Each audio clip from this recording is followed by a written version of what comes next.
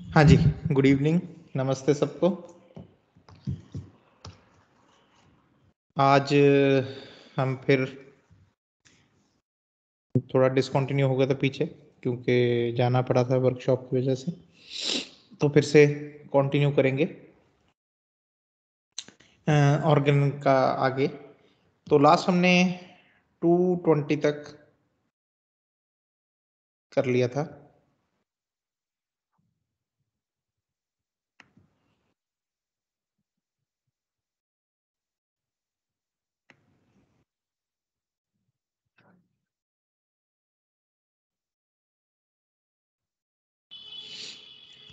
तो हमने last time जो स्टार्ट किया था वो बात करी थी शुरू अपने मेंटल डिजीज के ऊपर, कि उनको कैसे देखना है, ऑर्गन में कैसे दिया हुआ है डॉक्टर हनीमन सर ने।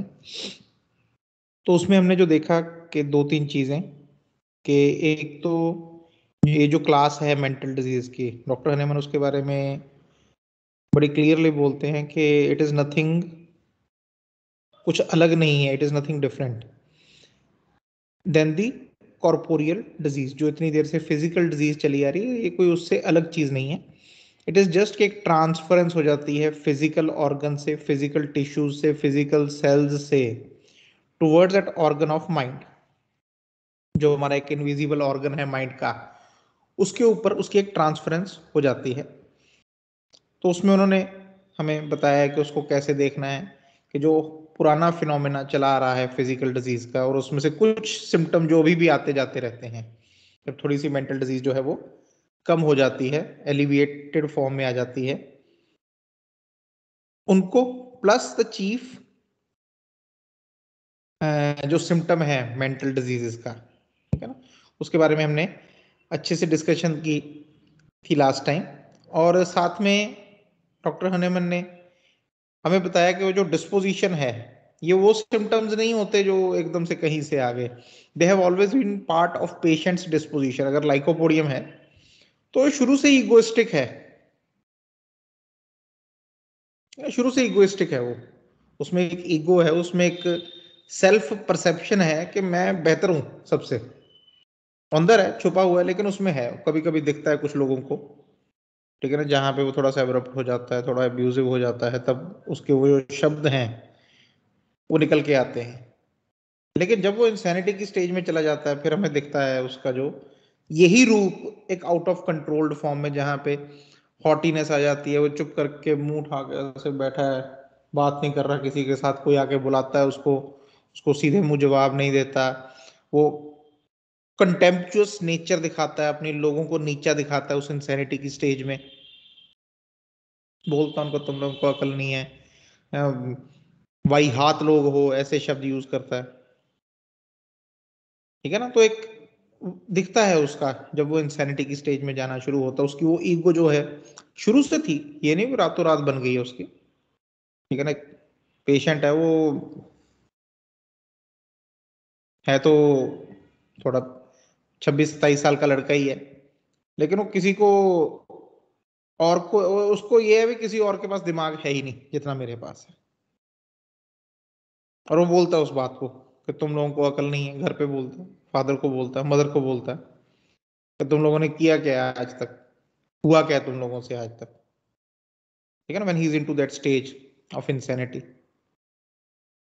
उनको अब्यूज करता है, उनको कंटेम्प्ट करता है वो।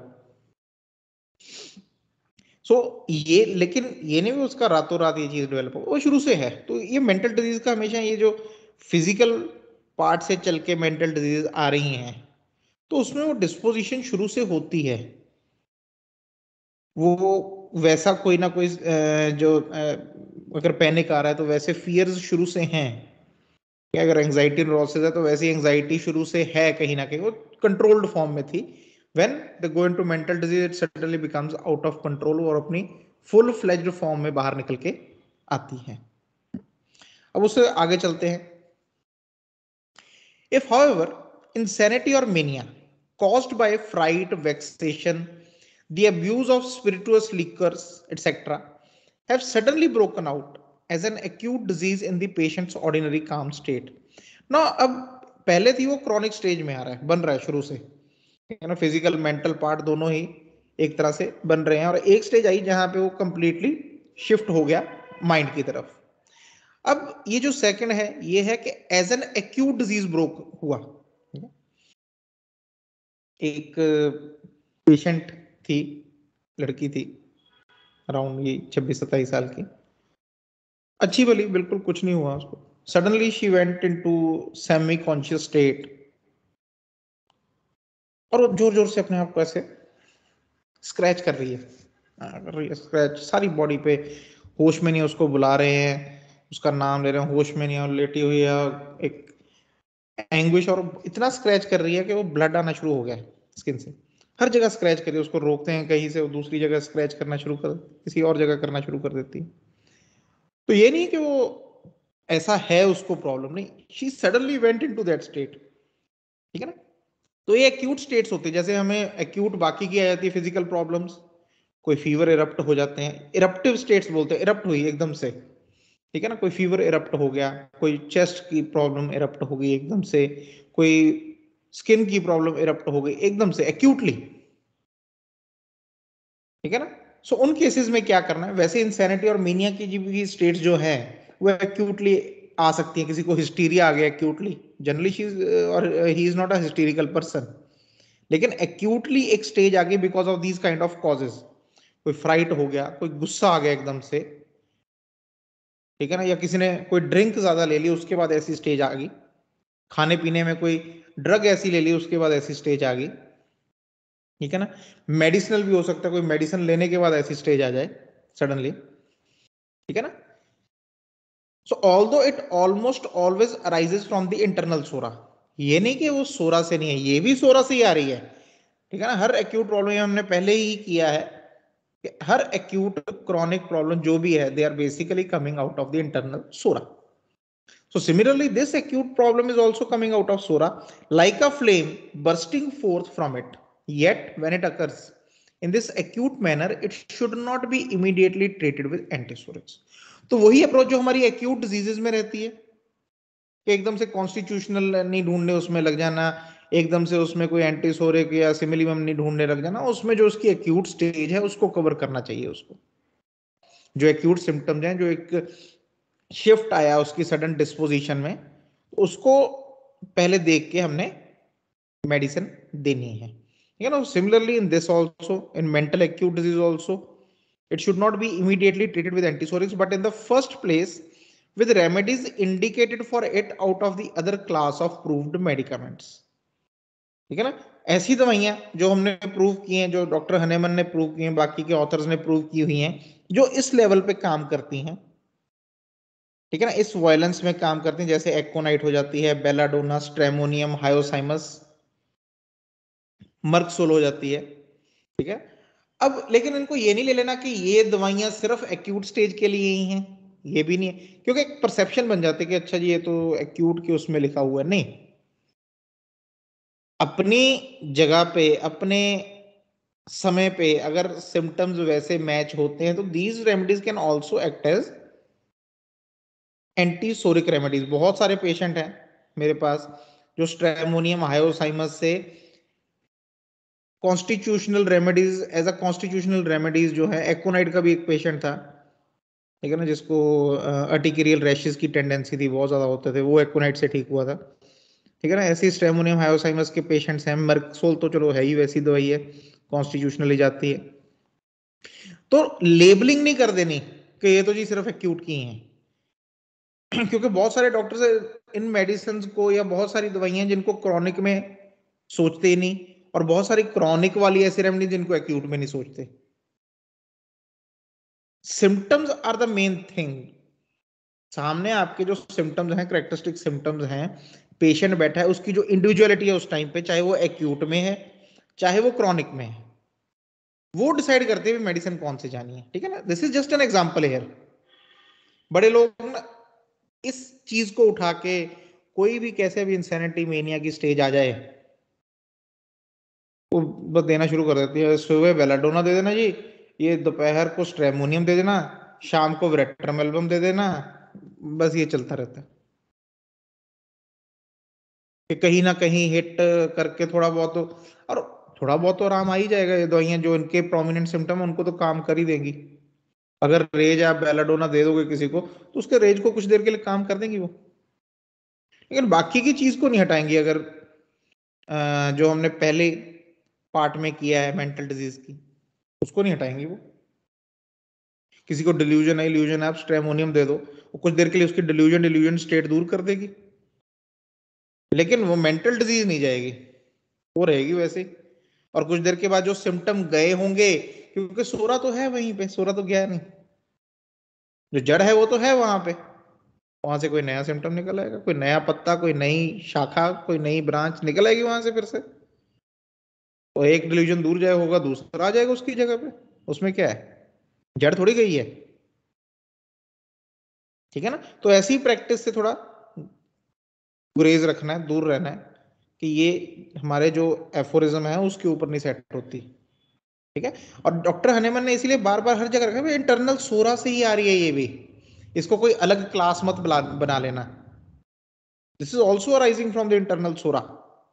सो although immediately they should be treated with acute remedy, उस टाइम की जो भी एक्यूट रेमेडी उसकी बनती होगी अकॉर्डिंग टू द सिम्टम्स, उसके साथ। और साथ में यहाँ पे एटसेट्रा भी लिखा है, ये भी याद रखिएगा कि सिर्फ यही दवाइयां नहीं है, और भी आ सकती हैं।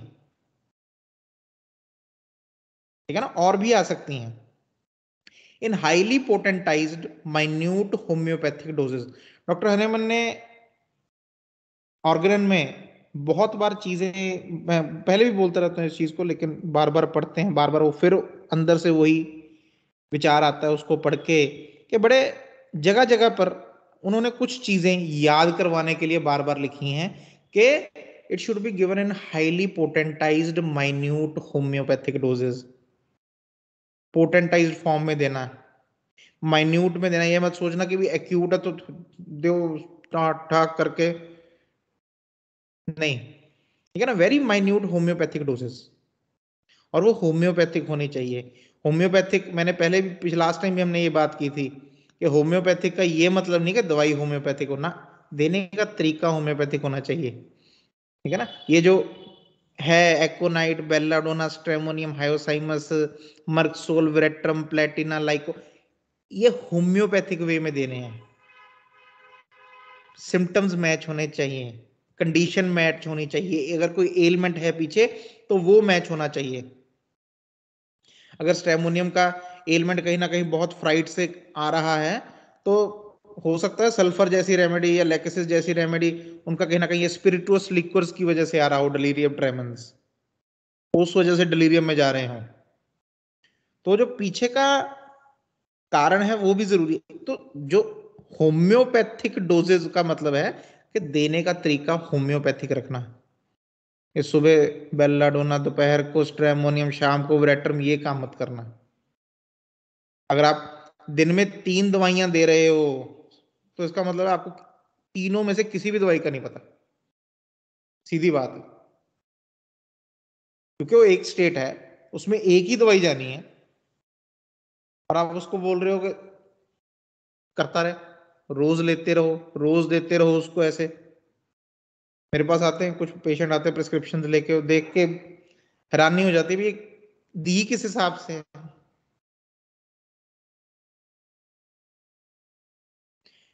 तो कुछ भी आप पढ़ते हो, देखते हो, उसको थोड़ा सोचो समझो। ठीक है ना। ये ऑर्गेनन के जो लेक्चर्स हैं इनको शुरू करने का यूट्यूब पे भी डाल रहे हैं जो लेक्चर्स हैं। ठीक है ना, ऋषभ बहुत अच्छा काम कर रहा है उसके ऊपर। अभी आगे इंग्लिश में भी शुरू हो गया ऑर्गेनन की क्लासेस। इनका मतलब क्या है, ताकि जब भी आप होम्योपैथी को देखो तो होम्योपैथी के डिस्कवरर, उसके जो सृजनहार थे, ठीक है, डॉक्टर हनेमन हैं, उन्होंने कैसे उसको बताया हुआ है होम्योपैथी को भी कैसी होनी चाहिए वो। आपकी प्रैक्टिस, आपकी सोच, सोच होम्योपैथिक होनी चाहिए। ये जितने भी एफोरिज्म्स हैं, जो भी शब्द हैं, ये उस सोच में से निकले हुए हैं, उस एक्सपीरियंस में से निकले हुए हैं, वो जो एक होम्योपैथिक एक्सपीरियंस था।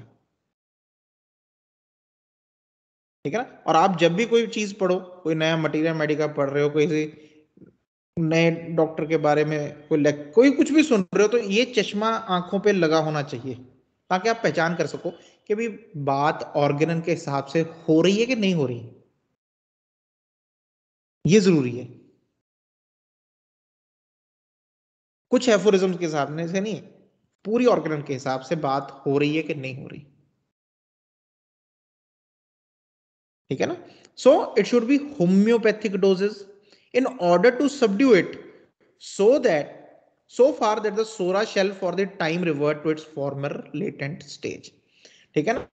और क्यों हम करते हैं, ताकि जो सोरा जहां से इरप्ट होकर आया था वो वापस अपनी जगह पे फिर से चला जाए। एक लेटेंसी में था, लेटेंट स्टेज में था सोरा, इरप्ट हुआ था एक मेंटल डिजीज की फॉर्म में, हमने एक्यूट दवाई दी ताकि वो वापस उसी लेटेंट स्टेज में चला जाए।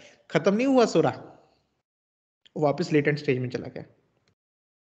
जहां से वो शुरू हुआ था 2-3 दिन पहले, एक दिन पहले, वो वापस वहीं पे चला जाए patient. Where in the patient appears as if quite well, जहां पे पेशेंट को अपीयर ये होता है कि मैं ठीक हूं, एज इफ लगता है उसको मैं ठीक हूं, लेकिन होम्योपैथ को पता है भी ठीक नहीं है।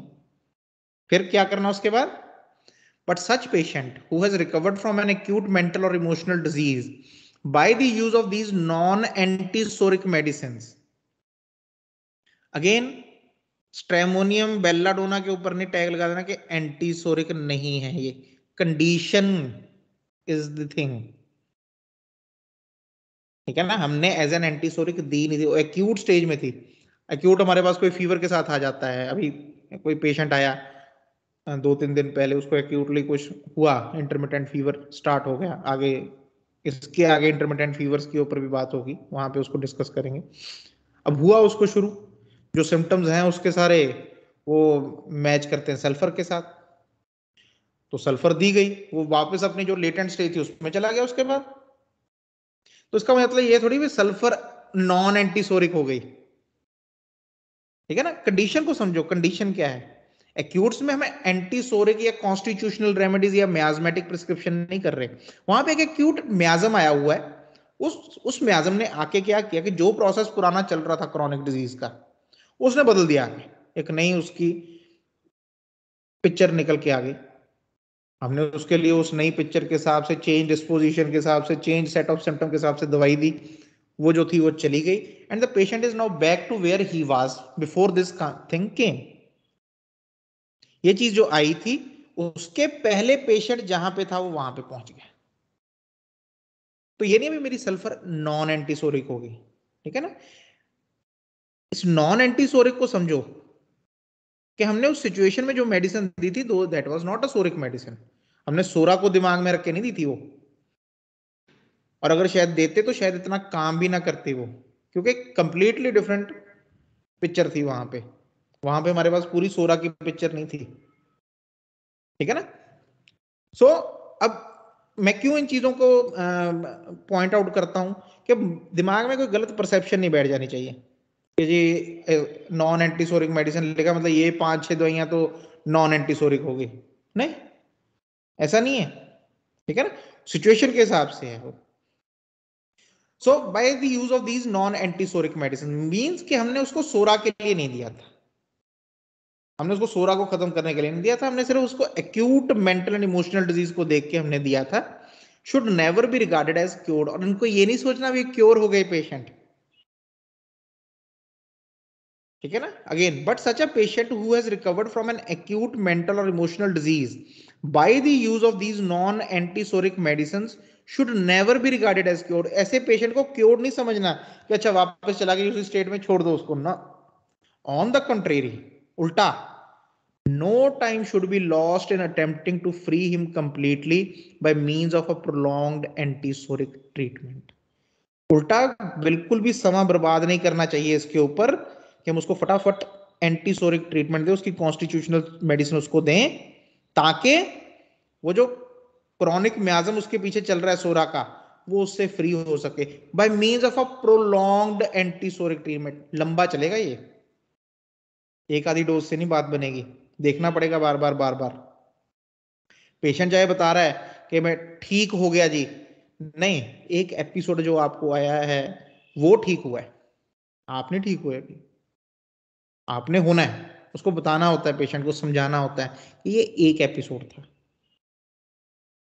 लेकिन तेरा अभी जो अंदर जहां से एपिसोड आया वो नहीं गया अभी, उसके लिए दवाई देनी पड़ेगी ताकि दोबारा ना हो कभी।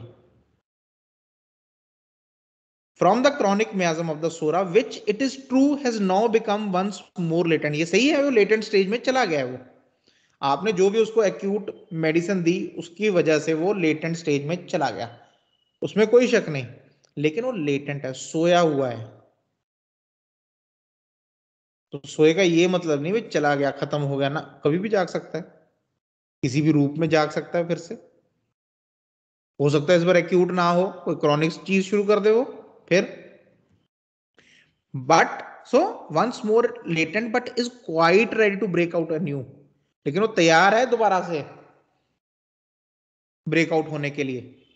If this be done there is no fear of another similar attack, और अगर हम ऐसे उसको एक एंटीसोरिक ट्रीटमेंट शुरू कर दें, जो भी उसकी कॉन्स्टिट्यूशन है उसको देख के, जो भी उसके पुराना, ठीक है ना, हमें पता है हमने पीछे किया भी, कैसे देखना आगे भी करेंगे, तो सबको देख के हम जब उसको मेडिसिन देते हैं, उसकी कॉन्स्टिट्यूशनल मेडिसिन देते हैं, सिमिलियम देते हैं, तो हमारे अंदर से फिर ये डर चला जाता है कि इसको दोबारा से अटैक होगा, दवाई सही होनी चाहिए, ठीक है ना। फिर if you attend faithfully to the diet and regiment prescribed for him, और उसको डाइट जो है, ठीक है भाई, आगे से कोई ऐसे प्रोडक्ट्स हैं, कोई ऐसे ड्रग्स हैं, कोई ऐसी लीकर है, उसको दूर रहना है, रेजिमेंट में थोड़ा इन चीज़ों से दूर रहिए, नेगेटिविटी से दूर रहिए, एंजाइटी से, फियर से, गुस्से से, थोड़ा जो चीज़ें उनको थोड़ा समझाना होता है कि इन चीज़ों से आपने दूर रहना है, ठीक है ना। तो उसकी जो डाइट है, रेजिमेंट है, जो एक नॉर्मल हम बताते हैं, कोई बहुत ऐसे हार्डली कोई डाइट नहीं होनी चाहिए, ठीक है ना, आज से आपने ये खाना शुरू कर दो, ये बंद कर दो, उन चीज़ों से कोई फर्क नहीं पड़ता। हाँ, जो चीज़ें हमें पता है भी एक यूनिवर्सली नहीं अच्छी, तो उसके बारे में हम बता देते हैं, और खास करके हमने इस पेशेंट में देखा है कि ये चीज़ें इसको अफेक्ट करती हैं, तो उनको बता देते हैं भी इन चीज़ों से थोड़ा दूर रहना। So footnote to aphorism 222, it very rarely happens that a mental or emotional disease of long standing ceases spontaneously, वो बहुत कभी रेयरली होगी ये चीज कि एक मेंटल और इमोशनल डिजीज जो बहुत लंबे समय से चली आ रही है वो एकदम से ठीक हो जाए, ये ऐसा होता नहीं, ठीक है ना, वेरी रेयरली, बहुत कभी देखने को मिला होता। For the internal dyscrasia transfers itself again to the grosser corporeal organs, क्यों, क्योंकि धीरे धीरे दोबारा से शिफ्ट होती है, जो इंटरनल डिस्क्रेशिया था, जो इंटरनल डिजीज थी, वो अपने आप को फिर से ट्रांसफर करती है कॉर्पोरियल फिजिकल ऑर्गन्स के ऊपर, फ्रॉम माइंड जहां पे वो वापस जहां से आई थी उस तरफ को फिर से जानी शुरू होती है। So such are the few cases met with now and the where a former inmate of mad house has been dismissed apparently recovered, और ऐसे कोई केस कभी कहीं देखने को मिला तो मिला, खास करके एक्यूट में चलो मिल जाता होगा, लेकिन ऐसा कभी देखने, आप अगर किसी साइकेट्रिस्ट के साथ को आप जानते हो या किसी साइकेट्रिक डॉक्टर को आप जानते हो, क्योंकि मेरे हैं कुछ नोन, तो मेरी तो कभी कभी हो जाती है इन चीज़ों के ऊपर बात, उनको कभी पूछना है ऐसी फ्रेंडली वे में कि कंप्लीटली ठीक कितने लोग हो गए आपके पास, जो भी पेशेंट हैं, छोड़ के चले गए अलग बात है, मेडिसिन डिसकंटिन्यू कर दी अलग बात है, लेकिन ठीक हो गए, क्योंकि जब ठीक हुआ तो डॉक्टर को आपके बताएगा जी भाई आपकी दवाई से ठीक हो गया हूं मैं, छोड़ के कौन जाता है, जो थोड़ा अनसेटिस्फाइड है भाई, नहीं आराम नहीं आया चीज से, वो छोड़ के चला जाता है, कहीं और से मेडिसिन लेनी शुरू कर देता है, ठीक है ना, क्योंकि जो ठीक होगा ऐसी डिजीज से वो तो बताएगा आके। तो मैंने उनको पूछा भी ऐसा कभी पेशेंट जिसने आके भी कंप्लीटली भी दवाई वगैरह वीन ऑफ हो गई और वो बिल्कुल ठीक है, ऐसा कोई, तो जो एक दो है, मैं बोले आज तक तो कोई नहीं हुआ, 20-25 साल की प्रैक्टिस है, कोई नहीं हुआ आज तक, और उनमें से एक डॉक्टर तो खुद मेडिसिन मेरे से लेते हैं इस चीज के लिए, ही सफरिंग फ्रॉम एंजाइटी न्यूरोसिस, ठीक है ना। तो उसी के बारे में डॉक्टर हनीमन भी यहाँ पे बात कर रहे हैं कि ऐसा कभी देखने को मिला कि कोई मैड हाउस है, कोई पागल घर है, उसके इनमेट को छुट्टी दे दी हो कि भाई जा भाई तू बिल्कुल ठीक है। Hitherto, moreover, all mad houses have continue to be chockfull. उल्टा क्या है, असलियत क्या है कि जितने भी पागल घर हैं, चलो आजकल तो नहीं क्योंकि आजकल मेडिसिन है, लेकिन आजकल भी होगा, मुझे मैं इसके ऊपर नहीं कमेंट कर सकता, हो सकता हो, ठीक है ना, क्या जो भी मैड हाउस है बोले चोक फुल है, भरे पड़े हैं, इतने भरे हैं, so that the multitude of other insane persons who seek for admission into such institution could scarcely find room। इतने भरे हुए हैं क्योंकि अगर नए किसी इनमेट को, इंसेन पर्सन को वहां पे दाखिल करवाना पड़े तो उसको कमरा नहीं मिलता, बेड नहीं मिलता। scarcely find room in them unless some of the insane in the house died। और कब तक नहीं मिलता, जब तक कोई वहां पे ऑलरेडी जो दाखिल है वो मर नहीं जाता। अगर ठीक नहीं हुआ तो उसके मरने के बाद ही उसका छुटकारा है। वो मरेगा, जगह खाली कब होगी, जब वो मरेगा, तब तक तो नहीं कुछ भी हो सकता, ठीक है ना। Not one is ever really and permanently cured in them. एक भी है जो रियली और परमानेंटली क्योर नहीं होता। A convincing proof among many others of the complete nullity of the non-healing art hitherto practiced, which has been ridiculously honored by allopathic ostentation with the title of rational medicine। उन्होंने ये जो दवाइयां देने का तरीका है, इसको बोल दिया जाता है रैशनल मेडिसिन। रैशनल होता है जो लॉजिक के ऊपर है, जो एक्सपीरियंस के ऊपर टिकी हुई चीज है।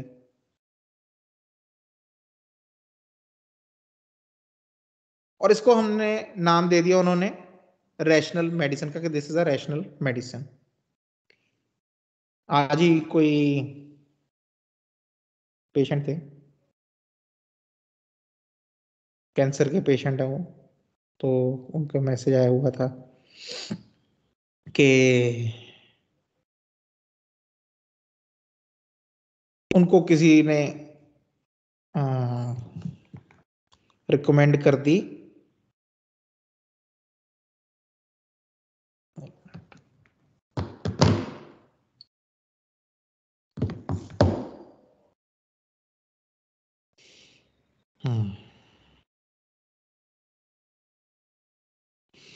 एक मेडिसिन होती है जोलिड्रोनिक एसिड करके। वो बेसिकली क्या करती है कि जिन लोगों में थोड़ी कैल्शियम डेपोजिशन ज़्यादा होती हैं या ऑस्टियोफाइट ज़्यादा, तो बॉडी में कैल्शियम डिक्रीज करती है वो, ठीक है ना। वो बॉडी में एक ऐसी स्टेट बनाती है कि जो कैल्शियम है वो उसको इनहिबिट करती है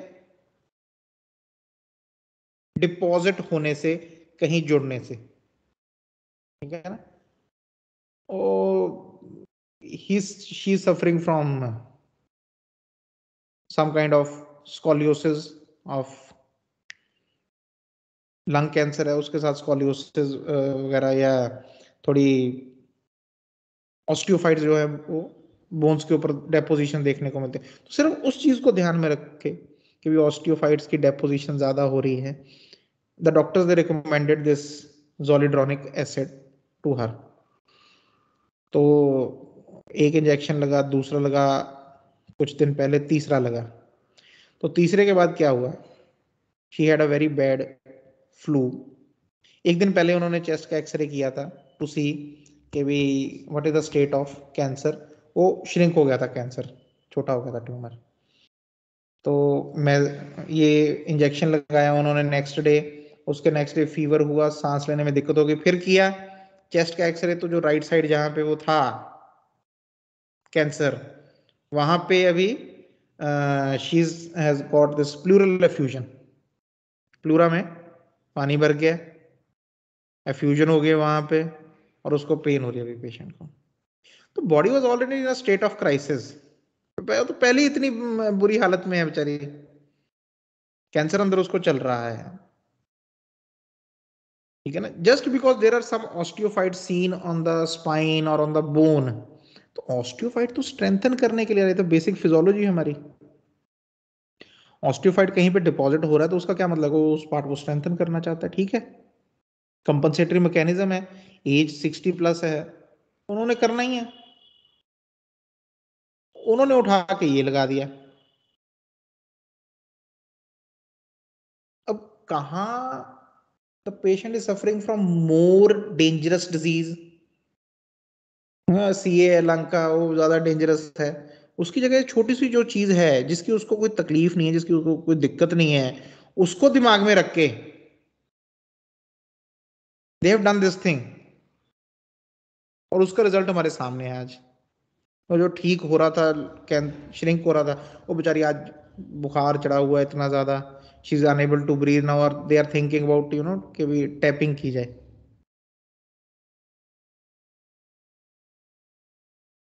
और ये आपको बड़े सुनने को मिलेगी ये चीज भी, पेशेंट गया था चल के हॉस्पिटल तक, फिर पता नहीं क्या हुआ जी एडमिट हो गए। एक और रिसेंटली मेरे साथ कोई पेशेंट है क्लिनिक पे, वो ऐसे ही चेक करवाने गए थे, रेगुलर चेकअप भी, वो डॉक्टर साहब ने बोला था भी 6 महीने बाद आया ना, 3 महीने बाद आया ना, सॉरी, चेकअप के लिए। और चेकअप कराने गए, उन्होंने देखा अच्छा जी आपके तो लिवर एंजाइम बड़े, बहुत ज़्यादा बढ़े हुए हैं। उसको कोई तकलीफ ही नहीं है, कोई तकलीफ नहीं उसको, आपको एडमिट होना पड़ेगा। एडमिट कर लिया, एडमिट होने के बाद फीवर हो गया, उल्टियाँ आनी शुरू हो गई, डायरिया हो गया शुरू। वो बोले देखा टाइम पे एडमिट कर लिया हमने, ये कहीं घर पे हो जाता फिर। तो पेशेंट का जो हस्बैंड, वो मेरे पास आके पूछ रहे जी डॉक्टर साहब ये गई तो चल के थी, आज हम 10 दिन बाद छुट्टी करवा के लेके आ रहे हैं, वो उससे तो खड़ा भी नहीं हुआ जाता। And this is a very common thing which you will see, बहुत कॉमनली आपको ये चीज देखने को मिलेगी। How often on the other hand has not the true healing art, genuine pure homeopathy, been able to restore such unfortunate beings to the possession of their mental and corporeal health? और उसके उल्ट, on the other hand, कितनी ऑफनली हमें यह देखने को मिलता है कि जब हम सही से होम्योपैथी देते हैं, ठीक है ना, जेन्युइनली प्योर होम्योपैथी दी जाती है, तो ये जो अनफॉर्चुनेट बींग्स है, जो ऐसी बीमारी से गुजर रहे हैं, वो धीरे धीरे अपनी जो मेंटल और कॉर्पोरियल हेल्थ है वो वापस पोजेस करना शुरू कर देते हैं, वापस रिस्टोर होना शुरू हो जाती है, and to give them back again to their delighted friends. और हम उनको वापस ठीक करके, उस पागल खाने से निकाल के ठीक करके उनको वापस दुनिया में दे देते हैं, उनके दोस्तों को दे देते हैं जहां पे वो एक्चुअली बिलोंग करते हैं, to their delighted friends and to the world. But if the antipsoric treatment be omitted, लेकिन अगर ये इस केस में ये जो एक्यूट आया था, मेनिया या इंसैनिटी आया था, उसमें हम एंटीसोरिक ट्रीटमेंट ना दें, फिर क्या होगा? But if the antipsoric treatment be omitted, then we may almost assuredly expect from a much slighter cause then brought on the first attack of the insanity the speedy occurrence of a new and more lasting and severe fit। अगर हम ये antipsoric treatment नहीं देते तो almost assured है, होगा ही होगा, आप एक्सपेक्ट कर सकते हो कि नेक्स्ट टाइम बहुत ही छोटे कारण के साथ वो जो अटैक पहली बार आया था वो फिर से आ सकता है, उसकी अक्रेंस भी स्पीडी होगी, वो ज्यादा देर तक रहेगा और ज्यादा सीवियर होगा, क्योंकि आपने सोरा को सिर्फ सुलाया था, सिर्फ लेटेंट स्टेज में गया था वो अपनी फिर से तैयारी के साथ दोबारा से उठ के और जोर के साथ आएगा, during which the psora usually develops itself completely, क्योंकि अभी उसको सोरा को समय मिल गया है अपने आप को और डेवलप करने का, अपने आप को और पावरफुल करने का, and passes into the either a periodic or continued mental derangement which is then more difficult to be cured by the antisorics। तो वो या तो पीरियोडिक या फिर कॉन्टिन्यूड मेंटल डिरेंजमेंट का रूप ले जाती है, और फिर उसको क्योर करना एंटीसोरिक के साथ और भी डिफिकल्ट हो जाता है। ये नहीं हो नहीं सकता, होता है हमारे पास, अगर पेशेंट यू स्टेज में आए तो ये थोड़ी बोलेंगे कि पहले आते तो हो जाता ठीक, होता है, लेकिन इट बिकम्स मोर डिफिकल्ट। जो वहां पे हो सकता था आसानी के साथ, बिना किसी ज्यादा खास सिम्टम्स के साथ, बिना किसी खास नुकसान के साथ, छोटे समय में हो सकता था, उसमें अभी समय ज्यादा लगेगा, डिफिकल्टी ज्यादा आएगी, ठीक है ना, काम थोड़ा लेबोरियस हो जाएगा। सो अगर हमें चांस मिलता है तो कभी भी नहीं छोड़ना एंटीसोरिक ट्रीटमेंट ना शुरू करने का, करना है। अगर आपको अभी, हाँ अभी अभी ये चीज होके हटी है एक्यूटली, ठीक है ना, और not only in mental delivery but other things also, आपके पास पहली बार पेशेंट आया कोई एक्यूट प्रॉब्लम के साथ आया, ठीक है ना। किसी को फॉर एग्जांपल रीनल स्टोन्स हो गए, पहली बार हुए हैं, आया पहली बार आपके पास, डॉक्टर साहब बहुत दर्द हो रही है, उसको एक्यूटली जो भी उसकी है उसको हैंडल करके एज सुन उसको समझाना है कि भी ये दोबारा ना हो, उसके लिए तेरे को दवाई चाहिए। And you have to give the constitutional simillimum to the patient, the right simillimum which should be selected homeopathically, ताकि वो जो उसका इंटरनल सोरा है, जो इंटरनल डिस्क्रेशिया है उसकी, वो खत्म हो, दोबारा उसको इस चीज का सामना ना करना पड़े कभी। If the mental disease be not quite developed, and if it be still somewhat doubtful whether it really arose from a corporeal affection or did not rather result from faults of education, bad practices, corrupt morals, neglect of the mind, superstition or ignorance.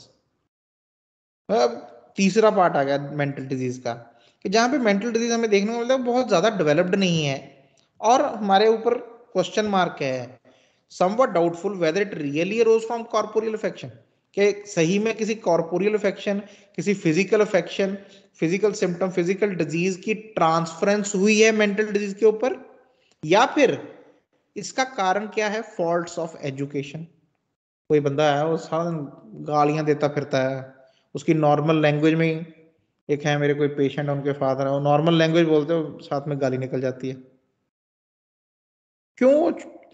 कभी रोका ही नहीं उनको, कभी गलत चीज है, fault होता है एजुकेशन का, कोई बैड बैड प्रैक्टिसेस हैं, खाने पीने की भी हो सकती हैं, करप्ट मॉरल्स हैं शुरू से, ठीक है ना।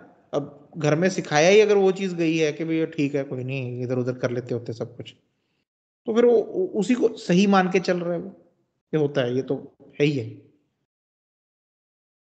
ठीक है ना। निग्लेक्ट ऑफ माइंड, निग्लेक्ट है माइंड का, ध्यान नहीं दे रहे हम, उसकी वजह से कुछ है।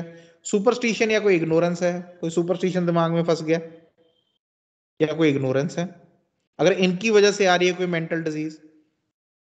The mode of deciding this point, अब इसको डिसाइड कैसे करना है, बहुत ही one of the practical aphorisms, बाकी भी प्रैक्टिकल है ऑफ कोर्स, लेकिन एक जो चीज है फाइनर पॉइंट्स के ऊपर हम करते हैं ना डिसाइड, ये उसके ऊपर है, जहां पे डॉक्टर ने मैंने एक बड़ी क्लियर इंडिकेशंस दी हुई हैं हमें कि आप आराम से इस चीज के ऊपर डिसाइड कर सकते हो कि भाई सही है कि गलत। और ये बहुत, मैं प्रैक्टिकल वर्ड क्यों यूज किया, क्योंकि जब आप इसको यूज करोगे not only in your simply जो पेशेंट्स मेंटल डिजीज के साथ आते हैं, नहीं बाकी भी जहां पे हमें पता होता है थोड़ा सा माइंड जो है इट इज नॉट लॉजिकल और रीजनिंग, आप वहां पे भी इनको यूज करोगे तो आपको देखेगा कि भी हाँ ये एक्चुअल में सही है, ऐसे ही होता है, ठीक है ना। सो उसको क्या है, mode of deciding this point will be that if it proceed from one or the other of the latter causes, ये जो बाद वाले कॉजेज हमने बताए हैं, fault of education, bad practices, super, अगर इनमें से निकल के आ रही है, it will diminish and be improved by sensible friendly exhortations। अब फ्रेंडली सेंसिबल लॉजिकल बात उसके साथ करोगे, एडवाइस करोगे, उसको समझाओगे, ठीक है ना, तो उससे वो डिमिनिश हो जाती है प्रॉब्लम, तो उसकी मेंटल डिजीज है वो समझ आता है मैं हाँ सही बात कर रहे हैं। कंसोलेटरी आर्ग्यूमेंट्स, आर्ग्यू करते हैं हम उसको समझाने के लिए, कंसोल करने के लिए। सीरियस रिप्रेजेंटेशंस, ठीक है ना, सीरियसली हम बताते हैं देखो ये चीज ऐसे होती है, ऐसे नहीं होती, ठीक है ना। जब आपको आप गाली देते हो, आप ये करते हो, तो दूसरे को हर्ट होती है ये बात, ठीक है ना। वो बाकी भी तो बात करते हैं, हम कोई ऐसी सीरियस रिप्रेजेंटेशन दें या सेंसिबल एडवाइस दें, तो उससे ये जो प्रॉब्लम्स हैं जो यहां से मेंटल डिजीज निकल के आई हैं वो ठीक होनी शुरू हो जाती हैं, वो ठीक होनी शुरू हो जाती हैं। Whereas a real moral or mental malady depending on bodily disease, लेकिन ऐसी जो बीमारी है जो बॉडीली डिजीज के साथ डेवलप होके आई है, शुरू से एक डिस्पोजिशन का पार्ट थी, उसी इंसान का पार्ट थी, लेकिन अब वो बढ़ती बढ़ती बढ़ती बढ़ती एक मेंटल डिजीज का रूप ले गई है, would be speedily aggravated by such a course, वो एग्रावेट हो जाते हैं लोग। अब उनको ये फ्रेंडली एडवाइस दोगे, कंसोलेटरी आर्ग्यूमेंट्स करोगे, सीरियस वो करोगे, वो एग्रावेट होते हैं उसके साथ। क्यों होते हैं वो भी बाद में बात करते हैं, ठीक है ना। Would be easily aggravated by such a course, the melancholic would become still more dejected. जो पहले से उदास था उसके साथ आप कोई नहीं यार हो जाएगा ठीक, हो जाएगा, कैसे होगा ठीक, अरे आप हो नहीं ना मेरी सिचुएशन में इसलिए आपको लगता है। क्यों? क्योंकि उसको वही तो चीज चाहिए जो आप दे रहे हो, वो और मांग रहा है। बीमारी क्या है कि सिंपथी मिले, कंसोलेशन मिले, वो उसके लिए और चाहता है। बाद में आया इसको समझाने का कोई फायदा है नहीं। क्वरुलस, इनकंसोलेबल एंड रिजर्व्ड, ठीक है ना। तो जो मेलैंकोलिक है वो और डिजेक्टेड फील करेगा, क्वरुलस झगड़ा करेगा कि क्यों समझाई जा रहे हो मेरे को, मेरा दुख बहुत बड़ा है, आपको क्या पता। इनकंसोलेबल होगा वो, नहीं समझेगा आपकी बात, एंड रिजर्व हो जाएगा, फिर बात नहीं करेगा आपके साथ। द स्पाइटफुल मेनियक, कोई मेनियक है, स्पाइटफुल है, गुस्से में है, would thereby become still more exasperated, वो और ज्यादा रेज में चला जाएगा। And the chattering fool would become manifestly more foolish, तो बड़ बड़ बड़ बड़ बड़ बड़ करने लगा है, अगर आप उसके साथ बताना शुरू कर दो तो उसको तो उसमें मजा आता है बोलने में, वो और बहस करेगा और बोलेगा और बात करेगा उसके ऊपर, चुप ही नहीं करेगा वो। सो आप देखोगे भी जो बाद वाले हैं, ठीक है ना, which are erupting out some corrupt morals, neglect of mind, superstition, वहां पे आप ऐसी चीजें यूज करोगे तो उनको आराम आ जाएगा, वो समझ जाएंगे बात। लेकिन those diseases, those mental diseases which have come out of, arose out of corporeal affections, वहां पे इन चीजों का कोई फायदा नहीं होगा, उल्टा नुकसान होगा। उसी का एफोरिज्म का footnote, it would seem as though the mind in these cases, ये जो केसेस हैं, ठीक है ना, ट्रू मेंटल डिजीज वाले, जहां पे वो कॉर्पोरियल स्टेट से मेंटल डिजीज की तरफ आए हैं, इन केसेस में क्या होता है, इट वुड सीम, ऐसा लगता है, एज दो द माइंड, जो हमारा दिमाग है, उस पेशेंट का दिमाग है, felt with uneasiness and grieve the truth of these rational representation, जो ये सच्चाई है रैशनल रिप्रेजेंटेशन की, उनका मन उस चीज को दुख के साथ लेता है, अनइजीनेस प्रोड्यूस करता है उनके साथ, वो वापस उसी स्टेट में जाना चाहते हैं जहां पे वो थे। They don't want to change where you want to bring them. क्यों? वो बड़े देर की उन्होंने इमारत बनाई हुई है, वो बड़ी देर की बिल्डिंग बनाई हुई है अंदर ही अंदर। अगर एक लाइकोपोडियम की हम बात कर रहे थे, चलो उसकी, अगर उसने एक सेल्फ परसेप्शन बनाई हुई है मेरे से ऊपर कोई है ही नहीं, आप उसको कैसे समझाओगे कि भाई दुनिया दूर से दूर पड़ी है, ठीक है ना, इतने इंटेलिजेंट लोग हैं, इतने सक्षम लोग हैं, क्या क्या कर देते हैं वो लोग, वो नहीं मानेगा। होंगे अपनी जगह, मेरे को क्या, मेरे को पता है मेरे से अच्छा कोई नहीं। अब ये जो उसने सोच बनाई हुई इतने सालों की कड़ी मेहनत के साथ, आप उसको सिर्फ कंसोलेटरी आर्गुमेंट्स के साथ या सेंसिबल एडवाइस के साथ, उसके साथ कैसे कर लोगे?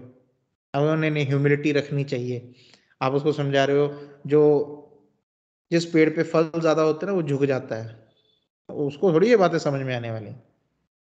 और झुकता होगा, हम तो नहीं झुकेंगे, हम नहीं झुकेंगे। उसने वो चीज बनाई हुई है इतने सालों से, so they will feel more uneasy जब उनको ये चीजें सुनने को या दिखाने को मिलती हैं कि जो सच्चाई हम बोल रहे हैं वो एक झूठ की दुनिया है, सालों से वो झूठ बोल रहे हैं हम अपने आप से। तो जब उस पर सच्चाई का पत्थर लगेगा, वो थोड़ा सा क्रैक आएगा, तो दुख तो होगा ना फिर, क्यों नहीं होगा दुख, ठीक है ना। Whenever there is a false thing standing, इतनी बड़ी हमने इमारत एक खड़ी की है, उसके ऊपर हल्का सा पत्थर है, जितनी भी झूठ की इमारतें होती तो शीशे की हैं, कांच की हैं, उसके ऊपर एक सच का पत्थर मार दो तो कांप जाती है पूरी बिल्डिंग। वो बैठेगा नहीं ऐसे इंसान के साथ दोबारा, फालतू बातें करता रहता है, वो तो पता नहीं क्या बना फिरता, तो बाबियां वाली, बाबियों वाली बात करता है वो तो, ठीक है ना, क्योंकि उसमें सच्चाई है, वो अनईजी कर देती है आपको। That will produce grief, that will produce anger, that will produce more arrogance जब हम उनको कोई रैशनल रिप्रेजेंटेशन देते हैं। And acted upon the body as if it wished to restore the lost harmony, ठीक है ना। जो आपकी रिप्रेजेंटेशन थी, रैशनल रिप्रेजेंटेशन थी, उसका काम था कि हार्मनी को वापस बिठाया जाए, but the body by means of its diseased disease reacted upon the organs of the mind and disposition and put them in still greater disorder by a fresh transference of its sufferings on them. और नए तरीके से फिर से उसको transfer कर देते हैं अंदर से कि नहीं नहीं ऐसा थोड़ी होता है। हाँ। मैं नहीं मानता इस बात को, ठीक है ना। तो ऐसे पेशेंट को देख के क्या लगता है, डॉक्टर हनुमान यहाँ पे बोल रहे हैं और ये आपको देखेगा एक्सपीरियंस में, आप देखो कि होता है ऐसे।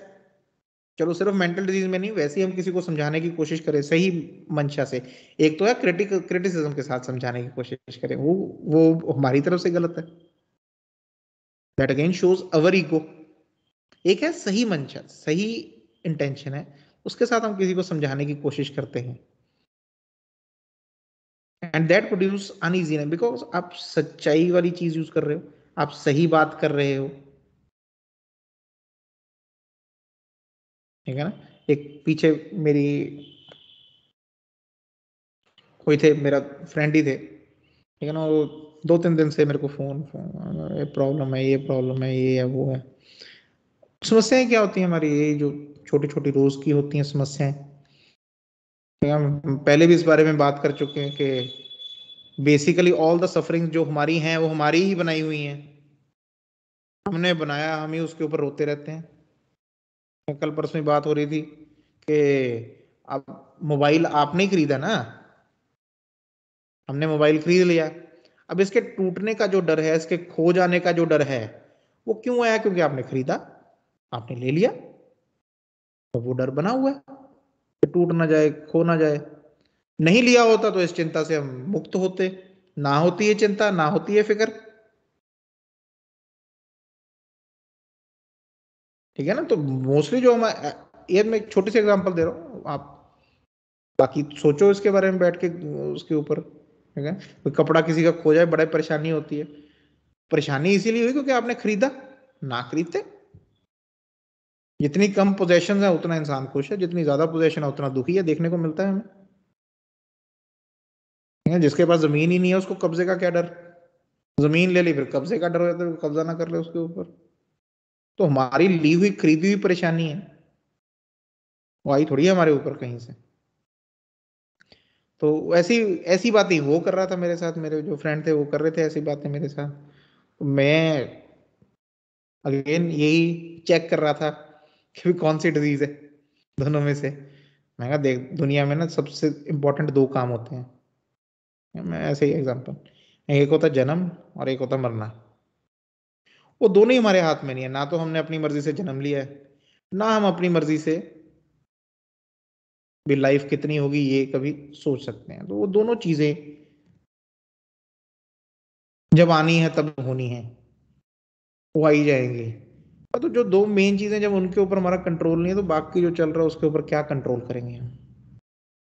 वो सडनली थोड़ा सा इरिटेट हो गया, यार ये क्या बात है, कोई बात है करने वाली, मैं तेरे को अपनी प्रॉब्लम बता रहा हूँ। और द प्रॉब्लम ये जो बताते हैं, that corporeal disease shifted to the mental organ, ये प्रॉब्लम सॉल्यूशन के लिए नहीं बताते, ये सिर्फ बतानी होती है इनको,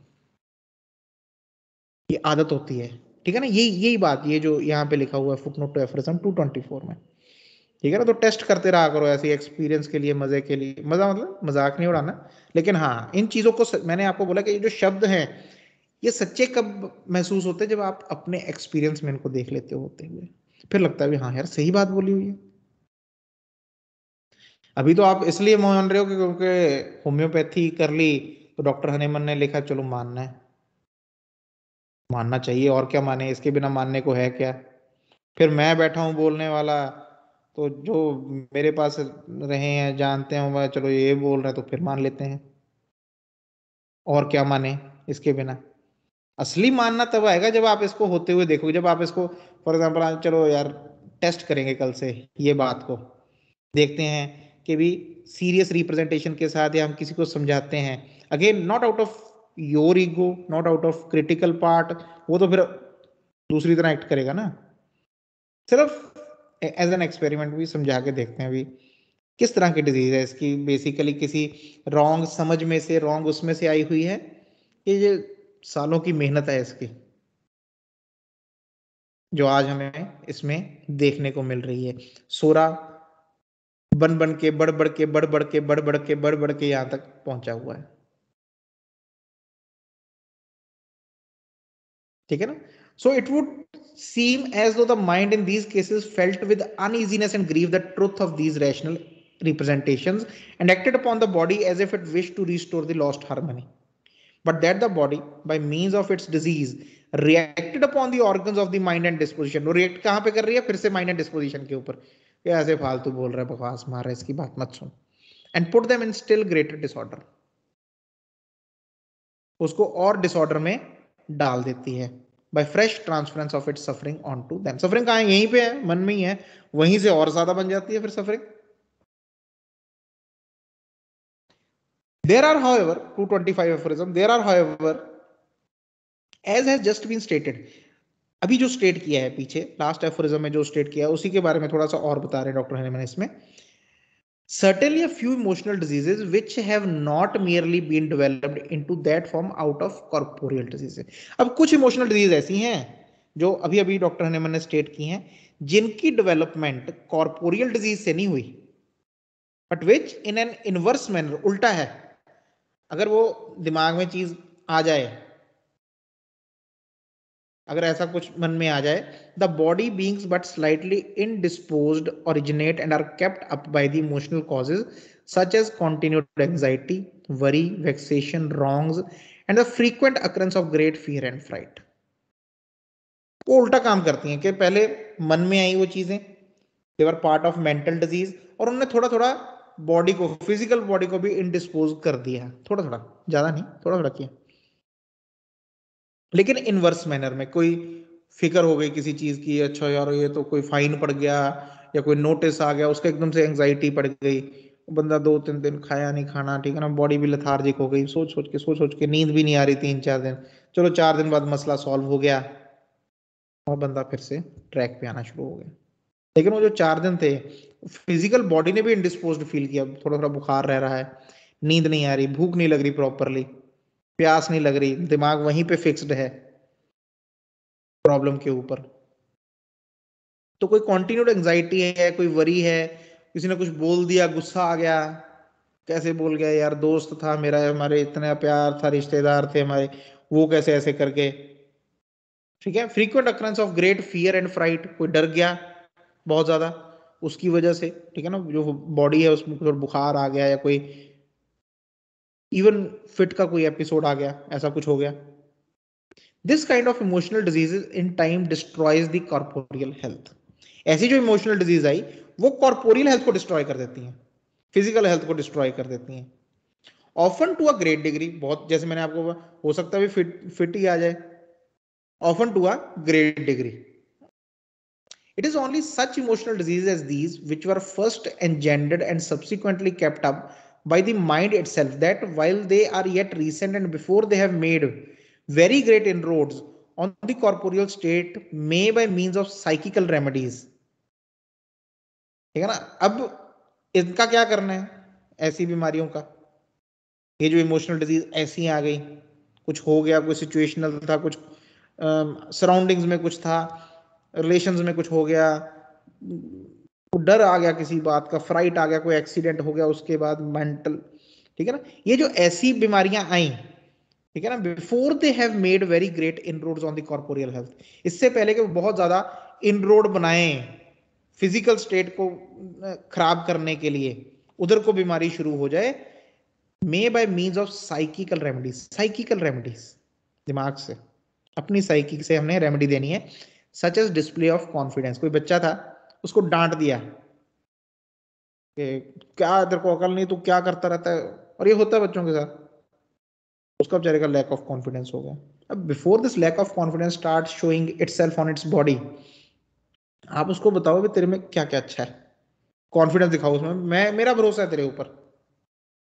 बच्चा है, वो जा रहा है पेपर एग्जाम देने, वो सब तरफ से डरा हुआ है, ट्यूशन वाली मैम ने भी डराया हुआ है, टीचर ने भी डराया हुआ है, आसपास कोई लोग हैं उनको देख के सबके। अगर आपने उसको सुबह पेपर पे एग्जाम पे जाने से पहले बोल दिया बेटे मेरे को तेरे पे भरोसा है, जो मर्जी आए number, the number does not define you, I know how capable you are, इतना सा कह के बोल दो, भेज दो।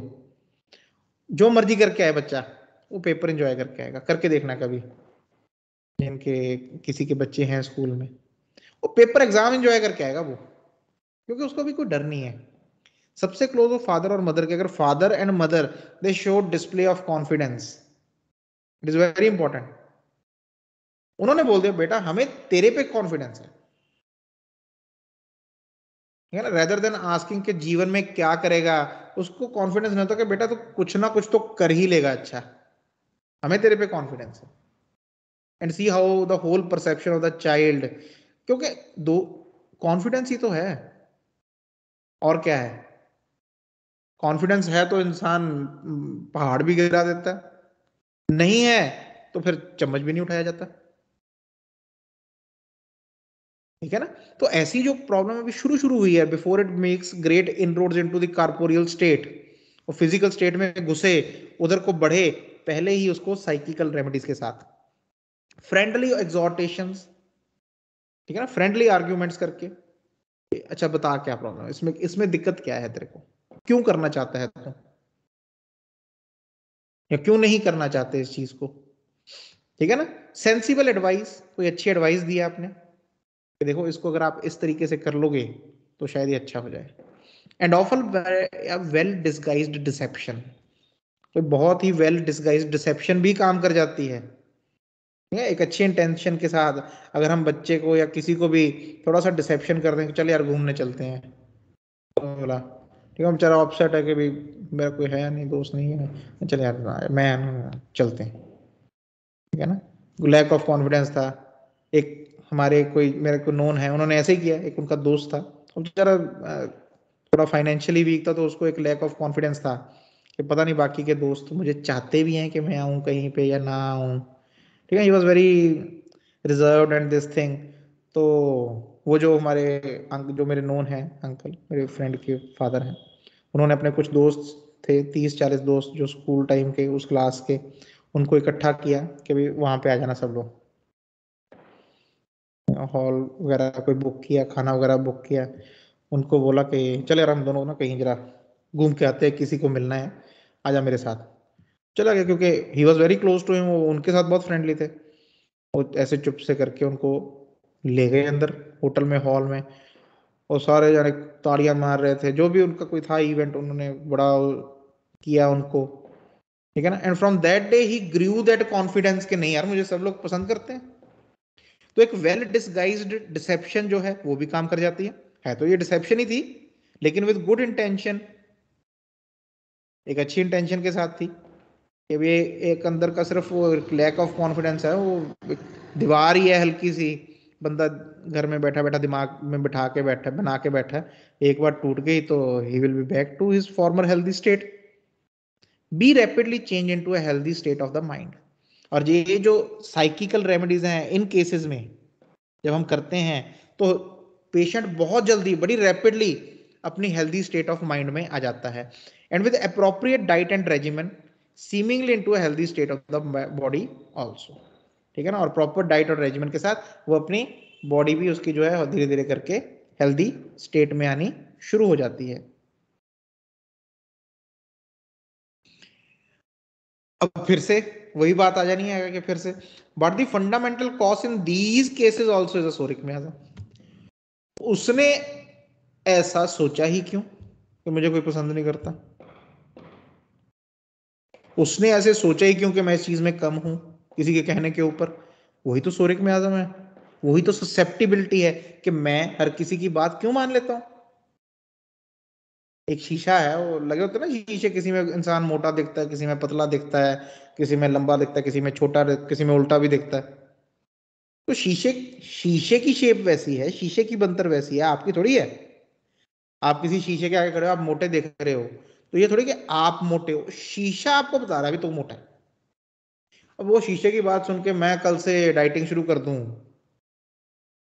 तो फिर गलती किसकी, सोरा तो मेरा है ना फिर, कि मैंने उसकी बात मान ली। आई एम ससेप्टिबल, मैं सेंसिटिव हूँ कि वो शीशा मेरे बारे में क्या सोचता है।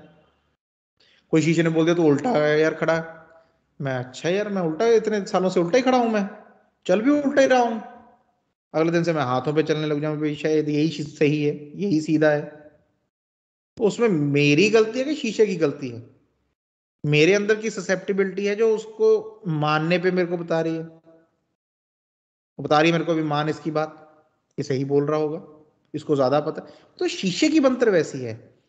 वो शीशा दुनिया को ऐसे देखता है।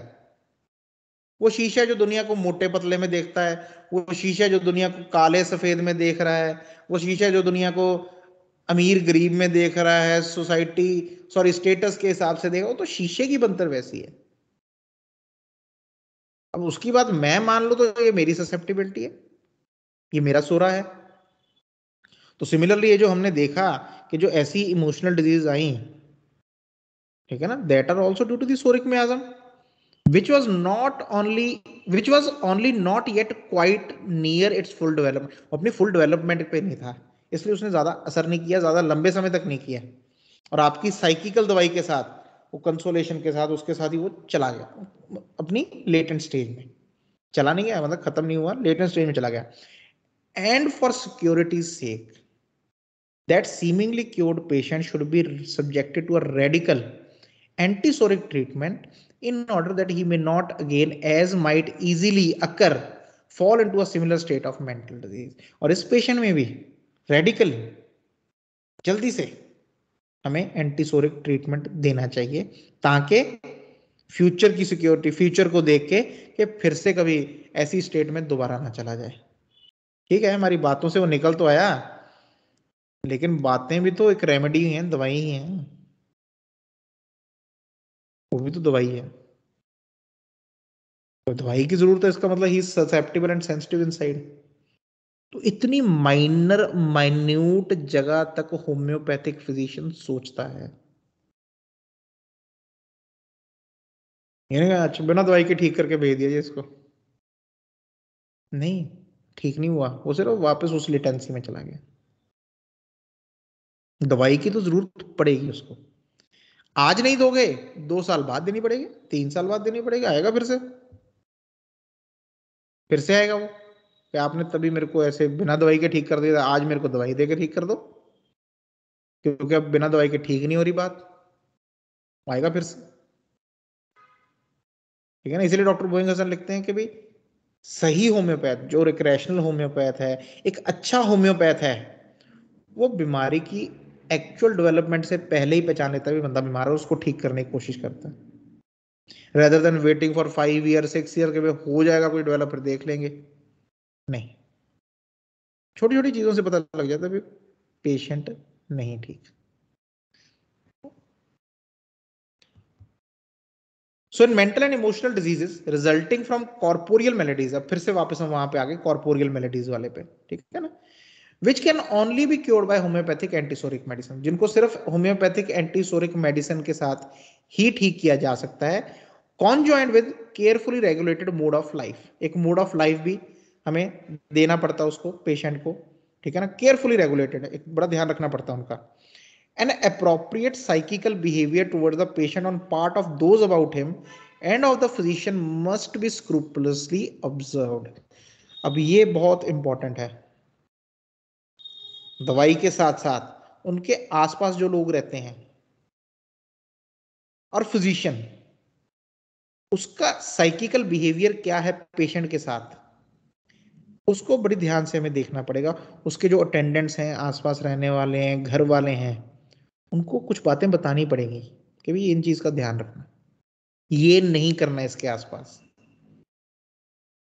उसमें क्या एग्जांपल है, टू फ्यूरियस मेनिया, तो पेशेंट जो बहुत फ्यूरियस मेनिया में है, वी मस्ट अपोज काम इंट्रेपिडिटी, उसको डांटने नहीं लगना, ओ बढ़ जब मारूंगा मैं तेरे को, तो बढ़ाएगा उसके मेनिया को, और उसका उल्ट करना है, you have to be very calm, intrepid, intrepid होता है थोड़ा सा उसको indifferently, and cool firm resolution, लेकिन रेजोल्यूशन फर्म होना चाहिए, नहीं उसकी हर बात मान भी जाओ डर की वजह से। अब मेनिया का जो भी पेशेंट होता है ना, उसके घर वालों की टेंडेंसी होती है, या तो उसके साथ वो भी वैसे हो जाते हैं, लड़ाई झगड़ा मार पीट बांध के रखो, या फिर उसे डरते होते हैं, ये दोनों ही उसके अगेंस्ट जाते हैं। ठीक है ना, सो हमें क्या करना है कि वी हैव टू बी काम, बहुत काम रखना है, रहना, अपने आप को भी रखना है, फिजिशियन को और उसके घर वालों को भी कहना है, समझानी है ये बात। बहुत मुश्किल होती है घर वालों के लिए बात समझनी, क्योंकि इतनी देर से उसके साथ रह रहे हैं, उनकी भी आदत बनी हुई है वैसे, लेकिन उनको बार बार समझाते रहना है आपने शांत रहना है। लेकिन शांत का ये मतलब नहीं उसकी हर बात मान जाओ। एक फर्म कूल रेजोल्यूशन होना चाहिए, कूल होना चाहिए, ठंडे दिमाग के साथ एक फर्म रेजोल्यूशन होना चाहिए भी। उसको बोल दो मैं ये चीजें नहीं करनी, आराम से बैठ जा, आराम से, ठीक है। टू डोलफुल क्वरुलस लेमेंटेशन, ठीक है ना, कोई ज्यादा ही शिकायतें लगा रहा है, क्वरुलस है, झगड़ा लेमेंट कर रहा है, ये हो गया वो हो गया कर दिया, ऐसे लोग हैं। A mute display of commiseration in looks and gestures, ठीक है ना, उसके साथ ज्यादा बात ही नहीं करनी,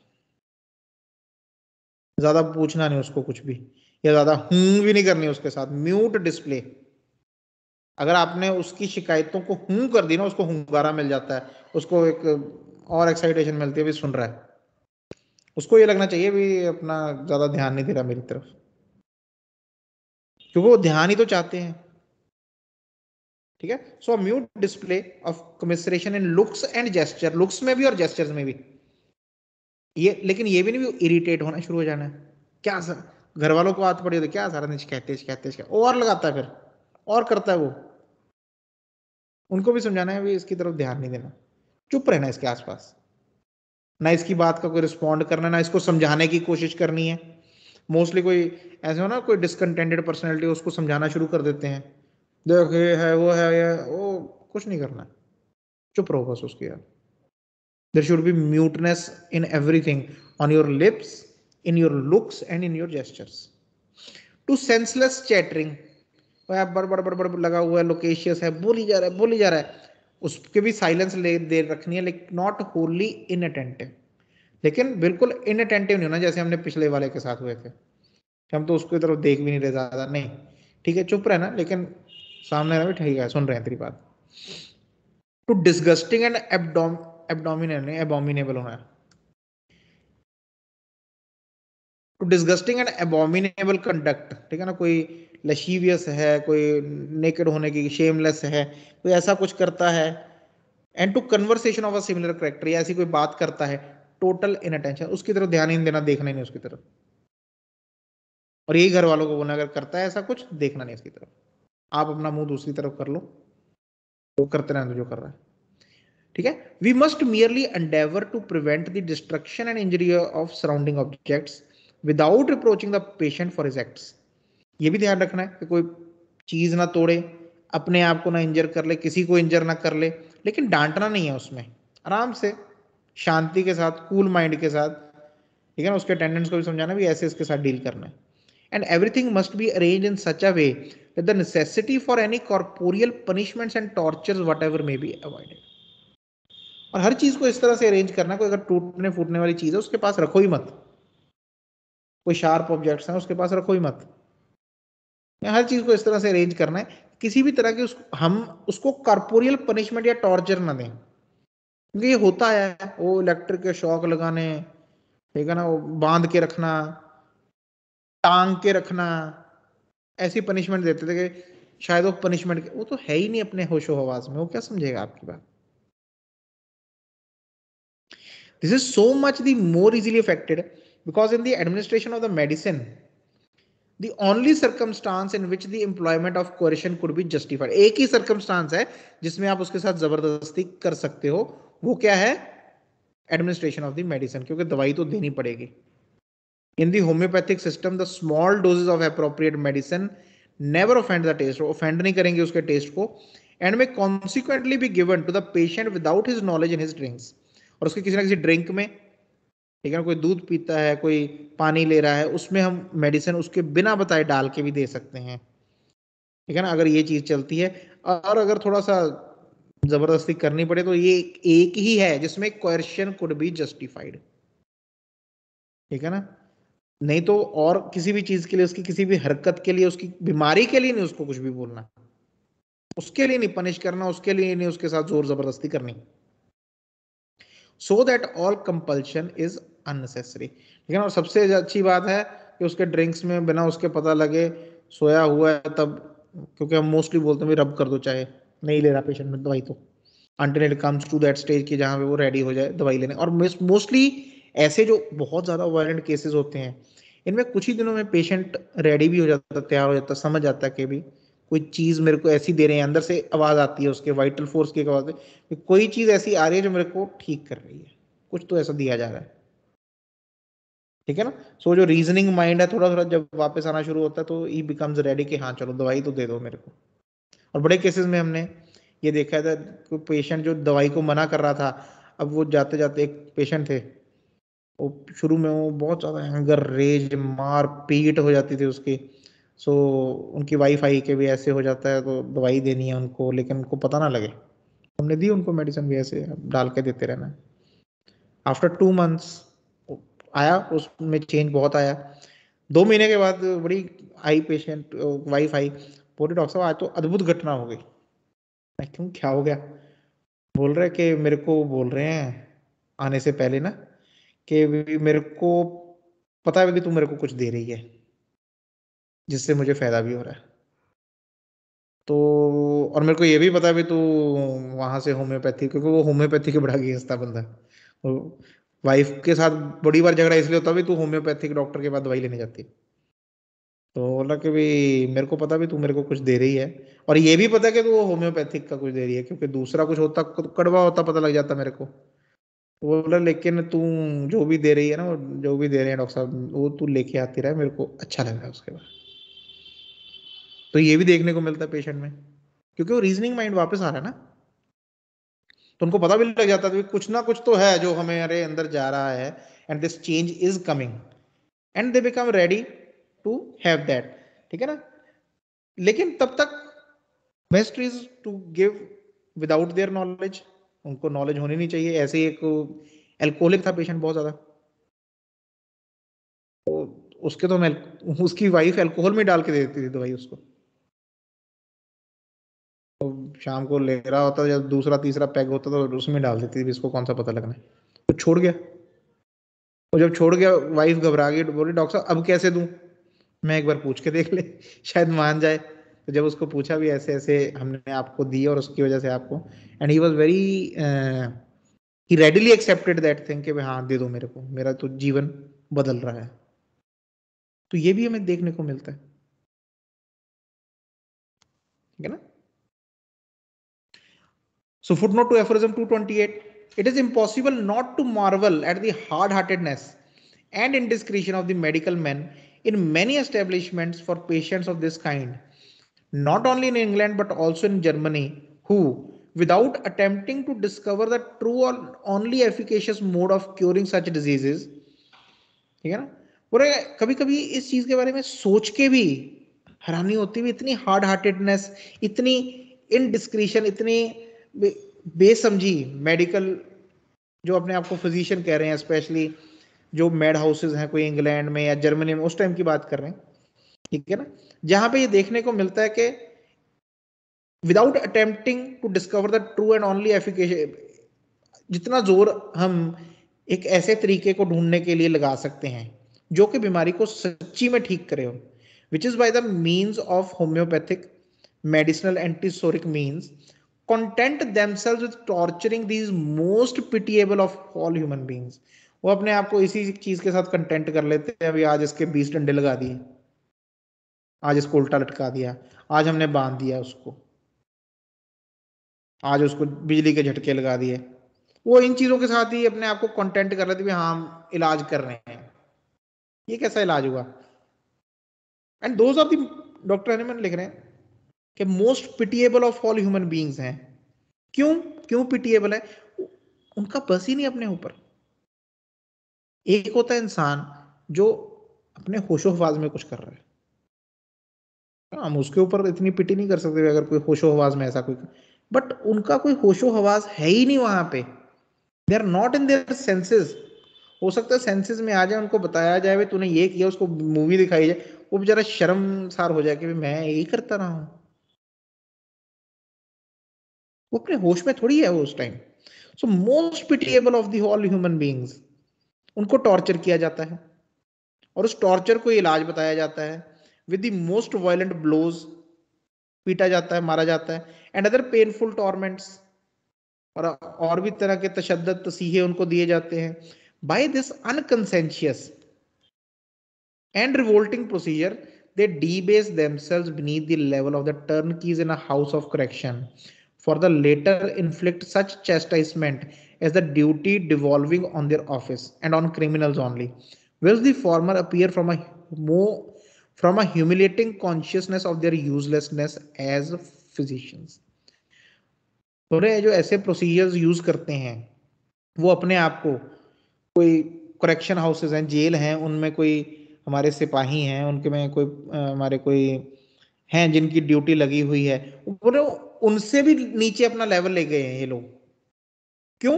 क्योंकि एटलीस्ट जो जेल में है वो जो भी ऐसा अगर कुछ कर रहा है, किसी को पीट रहा है, मारने की, जो he is basically doing out of his duty, उसकी ड्यूटी है, उसको ऊपर से ऑर्डर है इसको पीट. और वो जो वो भी कर रहा है वो मोस्टली क्रिमिनल्स के ऊपर कर रहा है, जिन्होंने ऑलरेडी कोई ना कोई गुनाह किया है, जिन्होंने ऑलरेडी कोई ना कोई क्राइम किया है. लेकिन ये जो हैं, जो ऐसे फिजिशियंस हैं जो ऐसा करते हैं, क्योंकि है तो फिजिशियन ही है वो, they are basically doing, Dr. Hanuman बोल रहे हैं, they are basically doing because of the humiliation which is produced from the uselessness के भी हम as a physician completely useless हैं, हम कुछ कर ही नहीं सकते. उस ह्यूमिलेटिंग कॉन्शियसनेस में they are basically trying only to vent their spite, अपना गुस्सा निकालने के लिए, at the apparent incurability of mental diseases, कि हम इनको क्योर नहीं कर सकते. In harshness towards the pitiable innocent sufferers, for they are too ignorant to be of any use and too indolent to adopt a judicious mode of treatment. तो उनके ऊपर ये हार्शनेस दिखाई जाती है क्योंकि they are too indolent and too ignorant कि हम कोई judicious mode of treatment use कर सकें. किसी को मारने पीटने के लिए बहुत अंदर वैसी चीज होनी भी चाहिए, वैसी कॉन्स्टिट्यूशन भी होनी चाहिए. हर किसी के बस का काम नहीं है ये. ठीक है, चलो एक एंगर में एक अलग बात होती है, गुस्सा एक अलग चीज होती है, लेकिन एक नॉर्मल स्टेट में किसी को मारना पीटना, चीखना चिल्लाना सुनना, वो कोई नॉर्मल ह्यूमन है, कोई हेल्दी डिस्पोजिशन के साइन नहीं है वो. तो जो ऐसे लोग करते थे या अभी भी करते हैं, ऐसा नहीं अभी नहीं करते, हाँ वो थोड़ा माइल्ड फॉर्म में हो गया, लेकिन होता अभी भी है वैसा.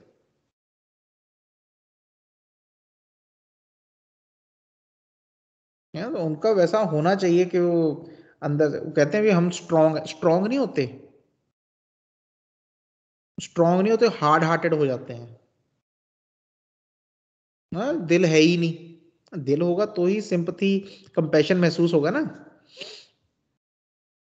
So on the other hand contradiction, और दूसरी तरफ इन लोगों के साथ, ऐसे जो पेशेंट्स हैं उनके साथ contradiction, eager explanations, rude corrections and invectives, as also weak timorous yielding are quite out of place with such patients. ठीक है ना.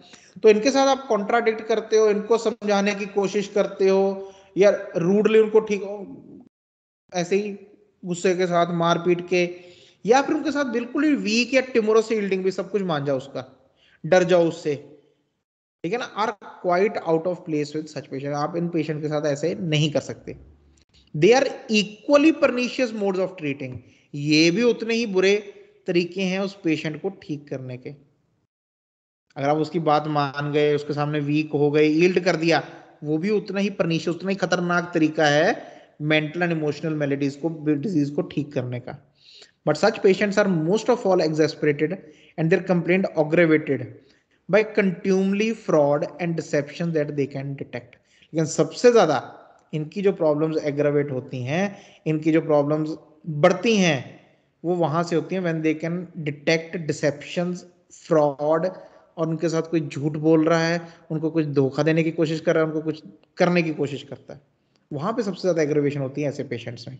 The physician and keeper must always pretend to believe them to be possessed of reason. Again very important thing, ऐसे patient के साथ इनको समझाना नहीं, इनको कुछ नहीं कहना भी तू गलत है, तू ये नहीं करता. वो पेशेंट को भी बोलना है, सॉरी अपने अटेंडेंट्स को भी बोलना कि आपने ऐसे ही बात करनी है इसके साथ, या इसकी बात ऐसे ही सुननी है, as if he is possessed of reason, भी सही बोल रहा है. उसको ऐसे दिखाना है, हाँ हम मानते तेरी बात, ठीक है ना।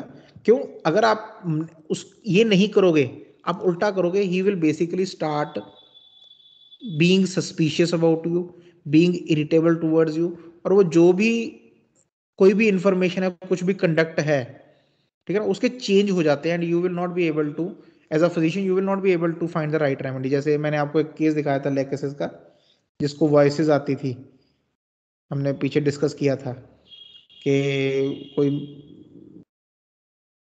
देश को कुछ करना चाहता है, कोई अटैक करना चाहता है, बोल रहा कि भाई वो जो होते हैं ना रेडियो वेव्स, वो मैं कैच कर रहा हूँ, मेरे को सुन जाता है, देश के दुश्मन है वो आपस में बात करते हैं। वो पुलिस वालों के पास चला जाता था, आईबी के पास चला जाता था, सीबीआई के पास चला जाता था शिकायत लगाने, भी ऐसा कुछ चल रहा है, ठीक है ना। अब वो जब आया क्लिनिक में तो मैं उसको बोलूँ मैं, अब बाकी के लोग ऐसे ही करते हैं, वो हो जाता था पुलिस वाला, पागल आ गया यार, उसको भाग भाग यहाँ से। जब आप ऐसे करोगे तो ये तो उसको एग्रावेट करेगी, और घर वाले भी ये बोलते थे भी क्यों पागलों की तरह हरकत। तो पहले तो घर वालों को समझाया भाई आपने आज के बाद इसके साथ ऐसे एक्ट करना भी, ये सही बात बोलता है, होगा ऐसा कुछ, ठीक है। वो शांत हो जाता था, इतना बोलते थे वो शांत हो जाता था, बिल्कुल बोलते नहीं था उसके बाद। और ये चीज उन्होंने भी, घर वालों ने भी अगली बार आके बताई, ये आपने जो बताया ना भी इसकी बात ठीक है, कर दिया करो, बोला ठीक है, ठीक है ना, मतलब चुप हो जाता, उसके बाद ज्यादा नहीं बोलता। तो आधी चीज तो वहीं पे सॉल्व हो जाती है, ठीक है ना। So we have to believe them to be possessed of reason. All kinds of external disturbing influences on their senses and disposition should be, if possible, removed. There are no amusement for their clouded spirit, no salutary distractions, no means of instruction, no soothing effects from conversation, books, or other things for the soul that pines or frets in the chains of diseased body, no invigoration for it but the care, ठीक है ना। तो कोई भी जो disturbing influences है उसके आसपास, ठीक है ना, वो दूर कर दिए जाए उससे। एक लड़की होती थी, ठीक है ना, वो न्यूज चैनल लगा लेती थी, न्यूज आती थी, उधर से न्यूज वाले झगड़ा करते थे आपस में, ये इधर से उनके साथ झगड़ा करती थी। तो पहले घर वालों को बोलना भाई टीवी उठा लो वहां से, कोई भी डिस्टर्बिंग इन्फ्लुएंस उसके सामने ना हो। क्योंकि कई बार घर वाले रख देते हैं, चल टीवी लगा देते हैं, बैठी रहेगी देखती रहेगी। जो इसी के बारे में बोल रहे हैं कि there are no amusements for their clouded spirit, उनकी स्पिरिट क्लाउडेड हो चुकी है इस बार, इस टाइम उसको कुछ भी अम्यूज नहीं करेगा, कोई चीज डिस्ट्रैक्ट नहीं करेगी स्टेट से उसको, उसके लिए कोई इंस्ट्रक्शन कोई मायने नहीं रखती। There are no soothing effects from conversation, आप उसके साथ बात करोगे उसको सूदिंग नहीं महसूस होगा, आराम नहीं महसूस होगा, उल्टा होगा। कोई बुक्स नहीं है ऐसी जो उसकी आत्मा को शांति दे सके। क्यों?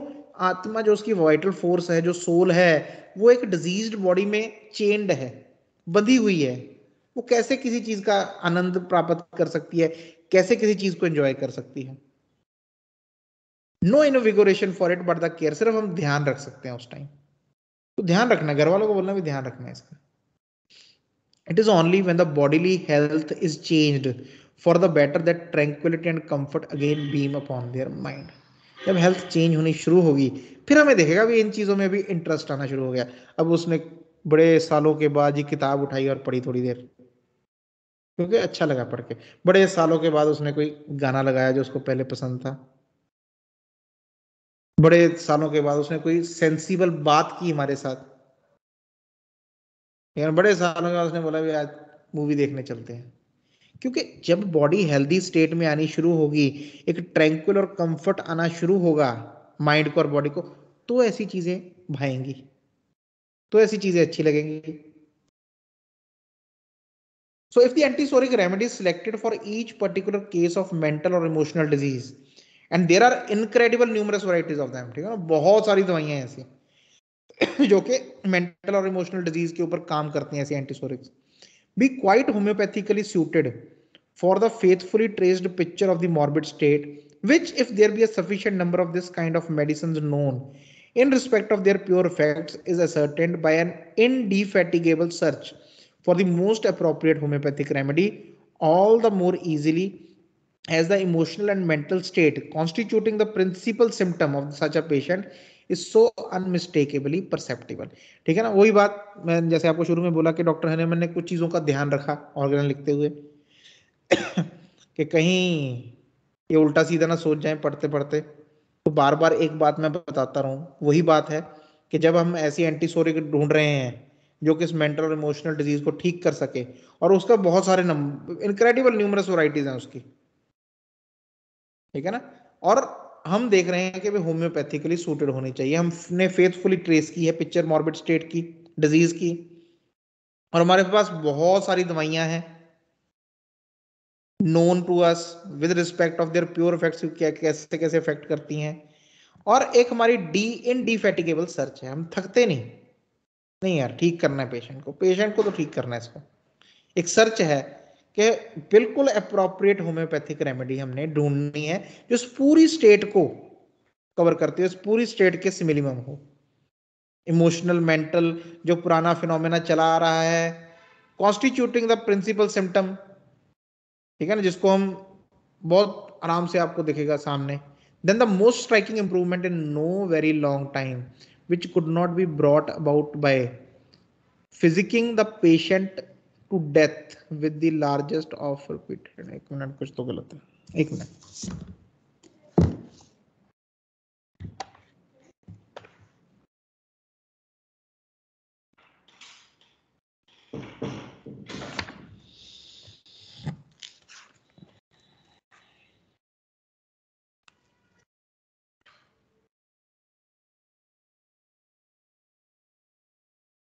ओके ठीक है, ठीक है ना। Then the most striking improvement in not very long time, फिर हमें एक स्ट्राइकिंग इंप्रूवमेंट देखेगी बहुत नॉट वेरी लॉन्ग टाइम, छोटे ही समय में, कुछ ही समय में हमें उसमें स्ट्राइकिंग इंप्रूवमेंट मिलेगी कि जो नहीं देख सकते हम कब, which could not be brought about by physicking the patient को दिया जाए to death with the largest of repeated doses of all other unsuitable allopathic medicine. ऐसी इंप्रूवमेंट देखने को मिलेगी जो कि जनरली लोग मरने तक लार्ज डोजेज में दवाइयां लेते रहते हैं, ऐसी दवाइयां which are unsuitable unhomeopathic to the state, ऐसी दवाइयां लेते लेते मर जाते हैं। तो वो नहीं, वो वाली इंप्रूवमेंट भी सिडेट कर दिया, बेहोश पड़ा है, टीका लगा दिया, बोल ही नहीं रहा वो, ठीक है ना, या दवाई दे दी। अब जैसे यही पेशेंट था लेकेसिस वाला, वो दवाई देते तो सारा दिन ऐसे बैठा रहता था, मुंह से थूक निकल रहा उसके, वो क्या ठीक करना हुआ, उनको ठीक करना थोड़ी है। लास्ट टाइम वो आया और शुरू से उसकी इच्छा थी कि मैं कोई गवर्नमेंट जॉब लूँ, ऊंची पोस्ट पे जाऊँ, बीच में उसको ये प्रॉब्लम हो गई, वो सब चला गया, छट छुट जा गया, फिर ये दवाइयाँ चलती रही, वो मेमोरी बिल्कुल ही चली गई उसकी। अब लास्ट टाइम आया वो कुछ महीने पहले, बोला कि मैंने जी दोबारा किताबें खरीदी हैं। मैं किस चीज़ की? बोला मैंने, शुरू से था मेरा कि मैंने ना कोई अच्छी पोस्ट पे जॉब पे लेना, मैं पढ़ना भी शुरू कर दिया।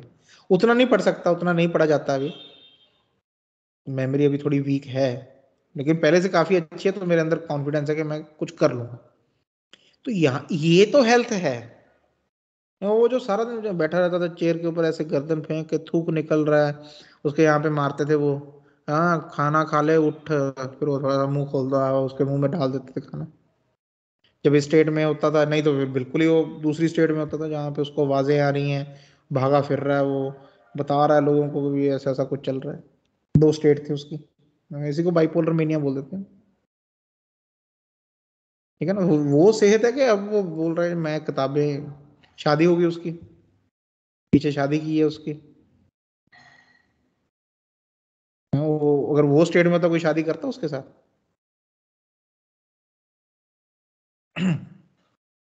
सो जब आप, अब वो देख लिया, अब मैं ये पढ़ रहा हूँ सामने, है ना, फिर से आपके साथ बात कर रही तो फिर से पढ़ा हूँ मैं, बैठा, मेरे को भी फायदा होता है।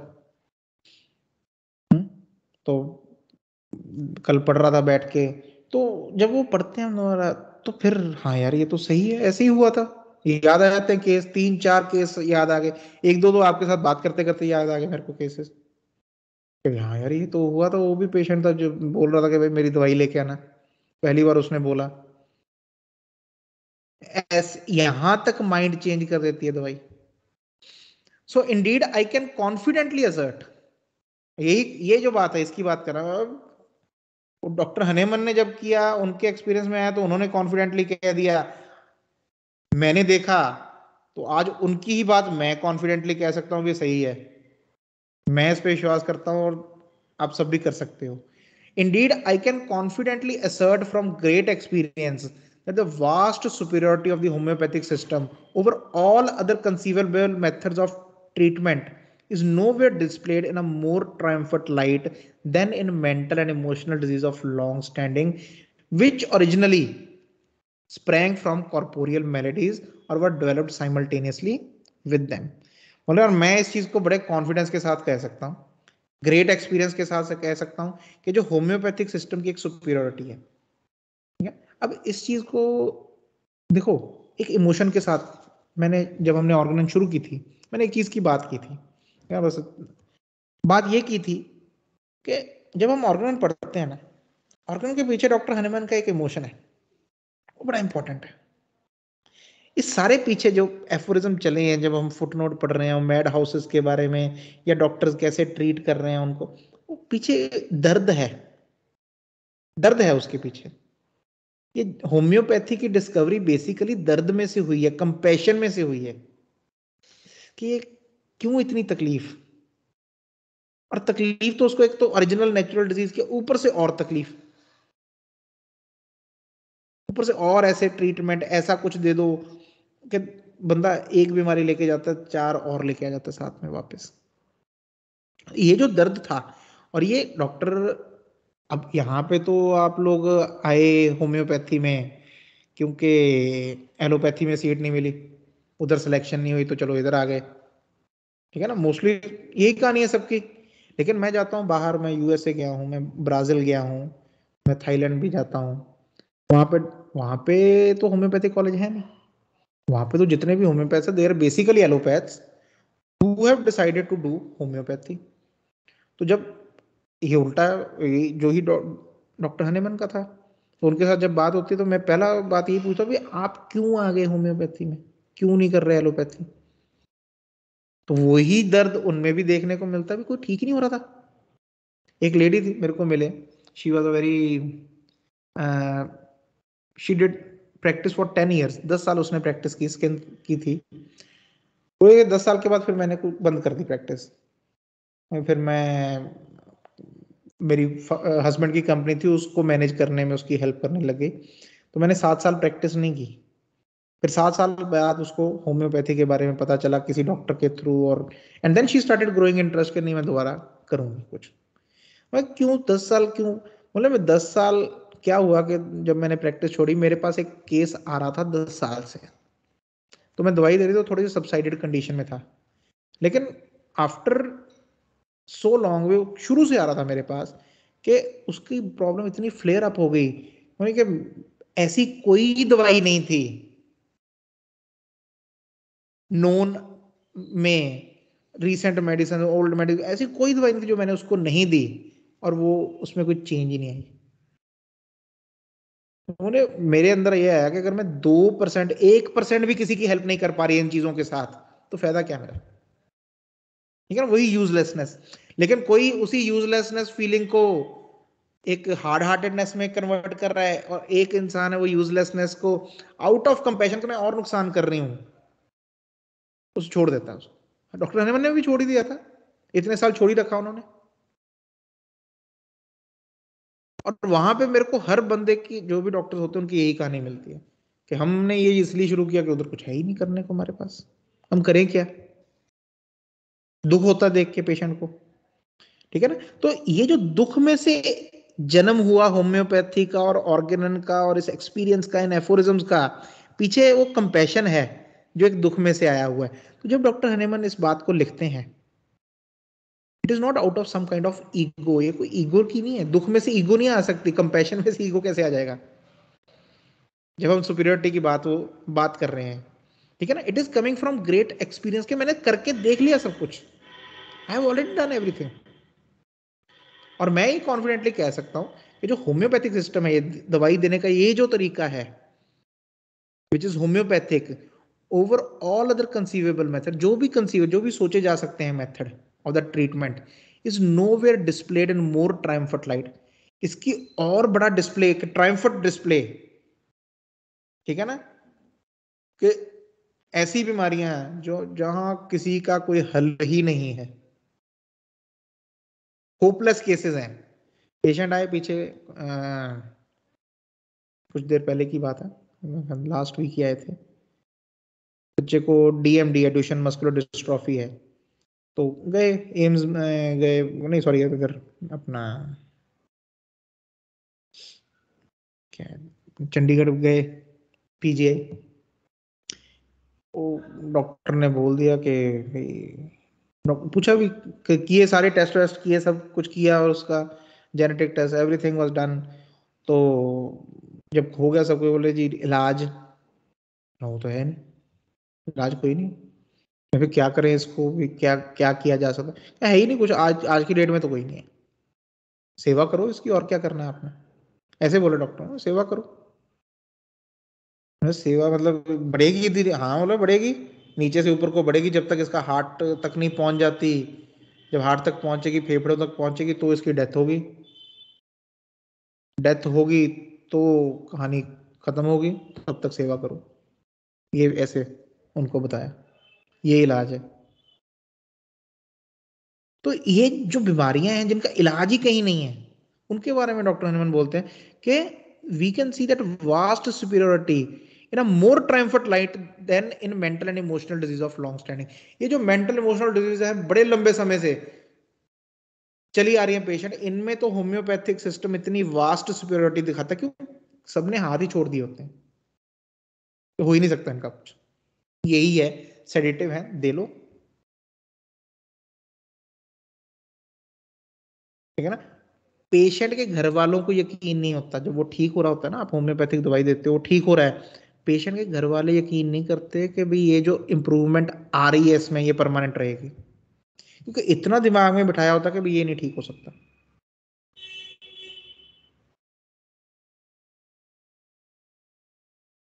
ठीक है ना, विच ओरिजिनली स्प्रैंग फ्रॉम दी, क्यों, क्यों सुपीरियोरिटी, क्योंकि हमने इस चीज को समझ लिया।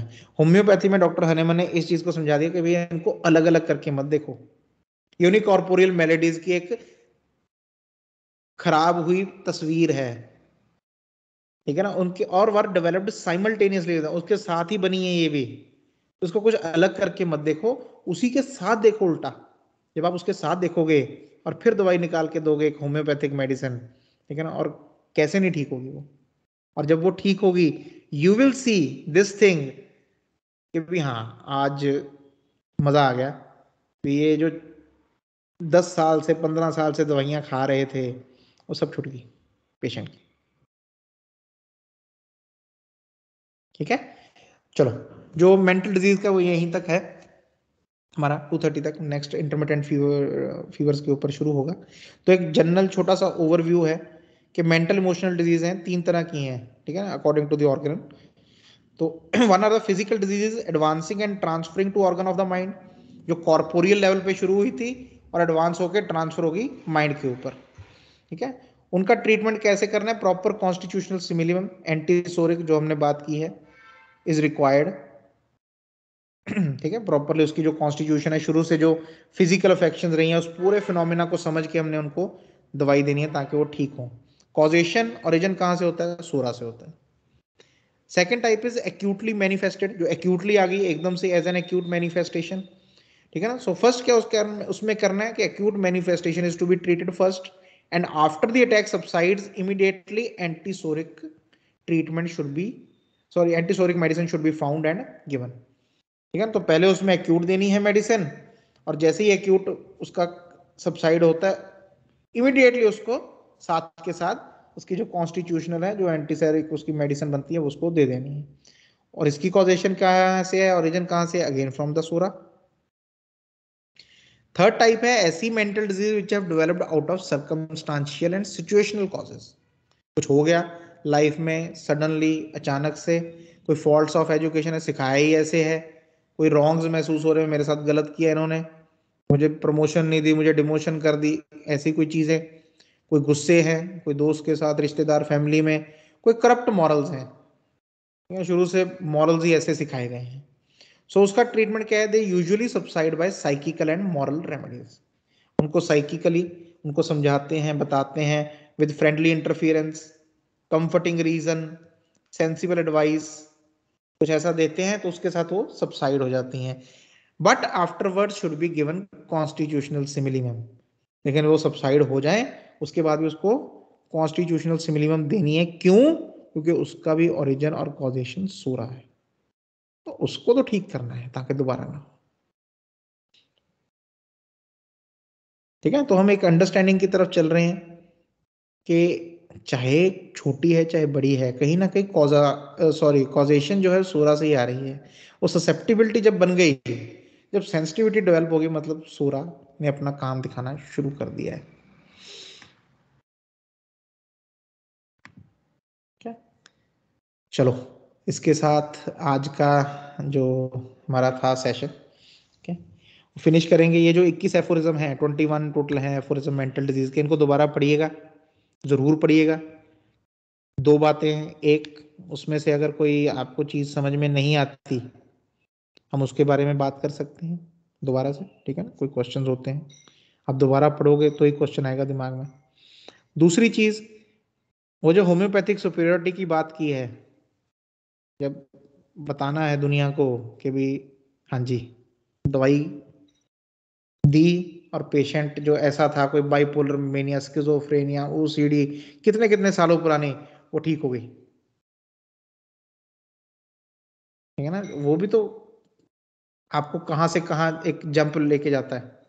तो उस चीज को ठीक करने के लिए भी ये 21 एफोरिज्म जरूर, बाकी तो है ही है जरूरी, ये नहीं भी सिर्फ यही 21 पढ़ते रहो, ठीक है ना, लेकिन इनमें जो चीज दी हुई है in relation to all the rest of the organ, ठीक है ना, तो वो जो एक छोटी सी की है, कड़ी है कि कैसे पेशेंट्स को आपने सिर्फ हैंडल ही कर लिया, जैसे डॉक्टर हनीमन ने बताया है, ठीक है ना, पेशेंट को हैंडल करना समझा दिया, अटेंडेंट को भी इसके साथ ऐसे बिहेव करना है आपने, आधा काम हो जाता है, आधा काम हो जाता है।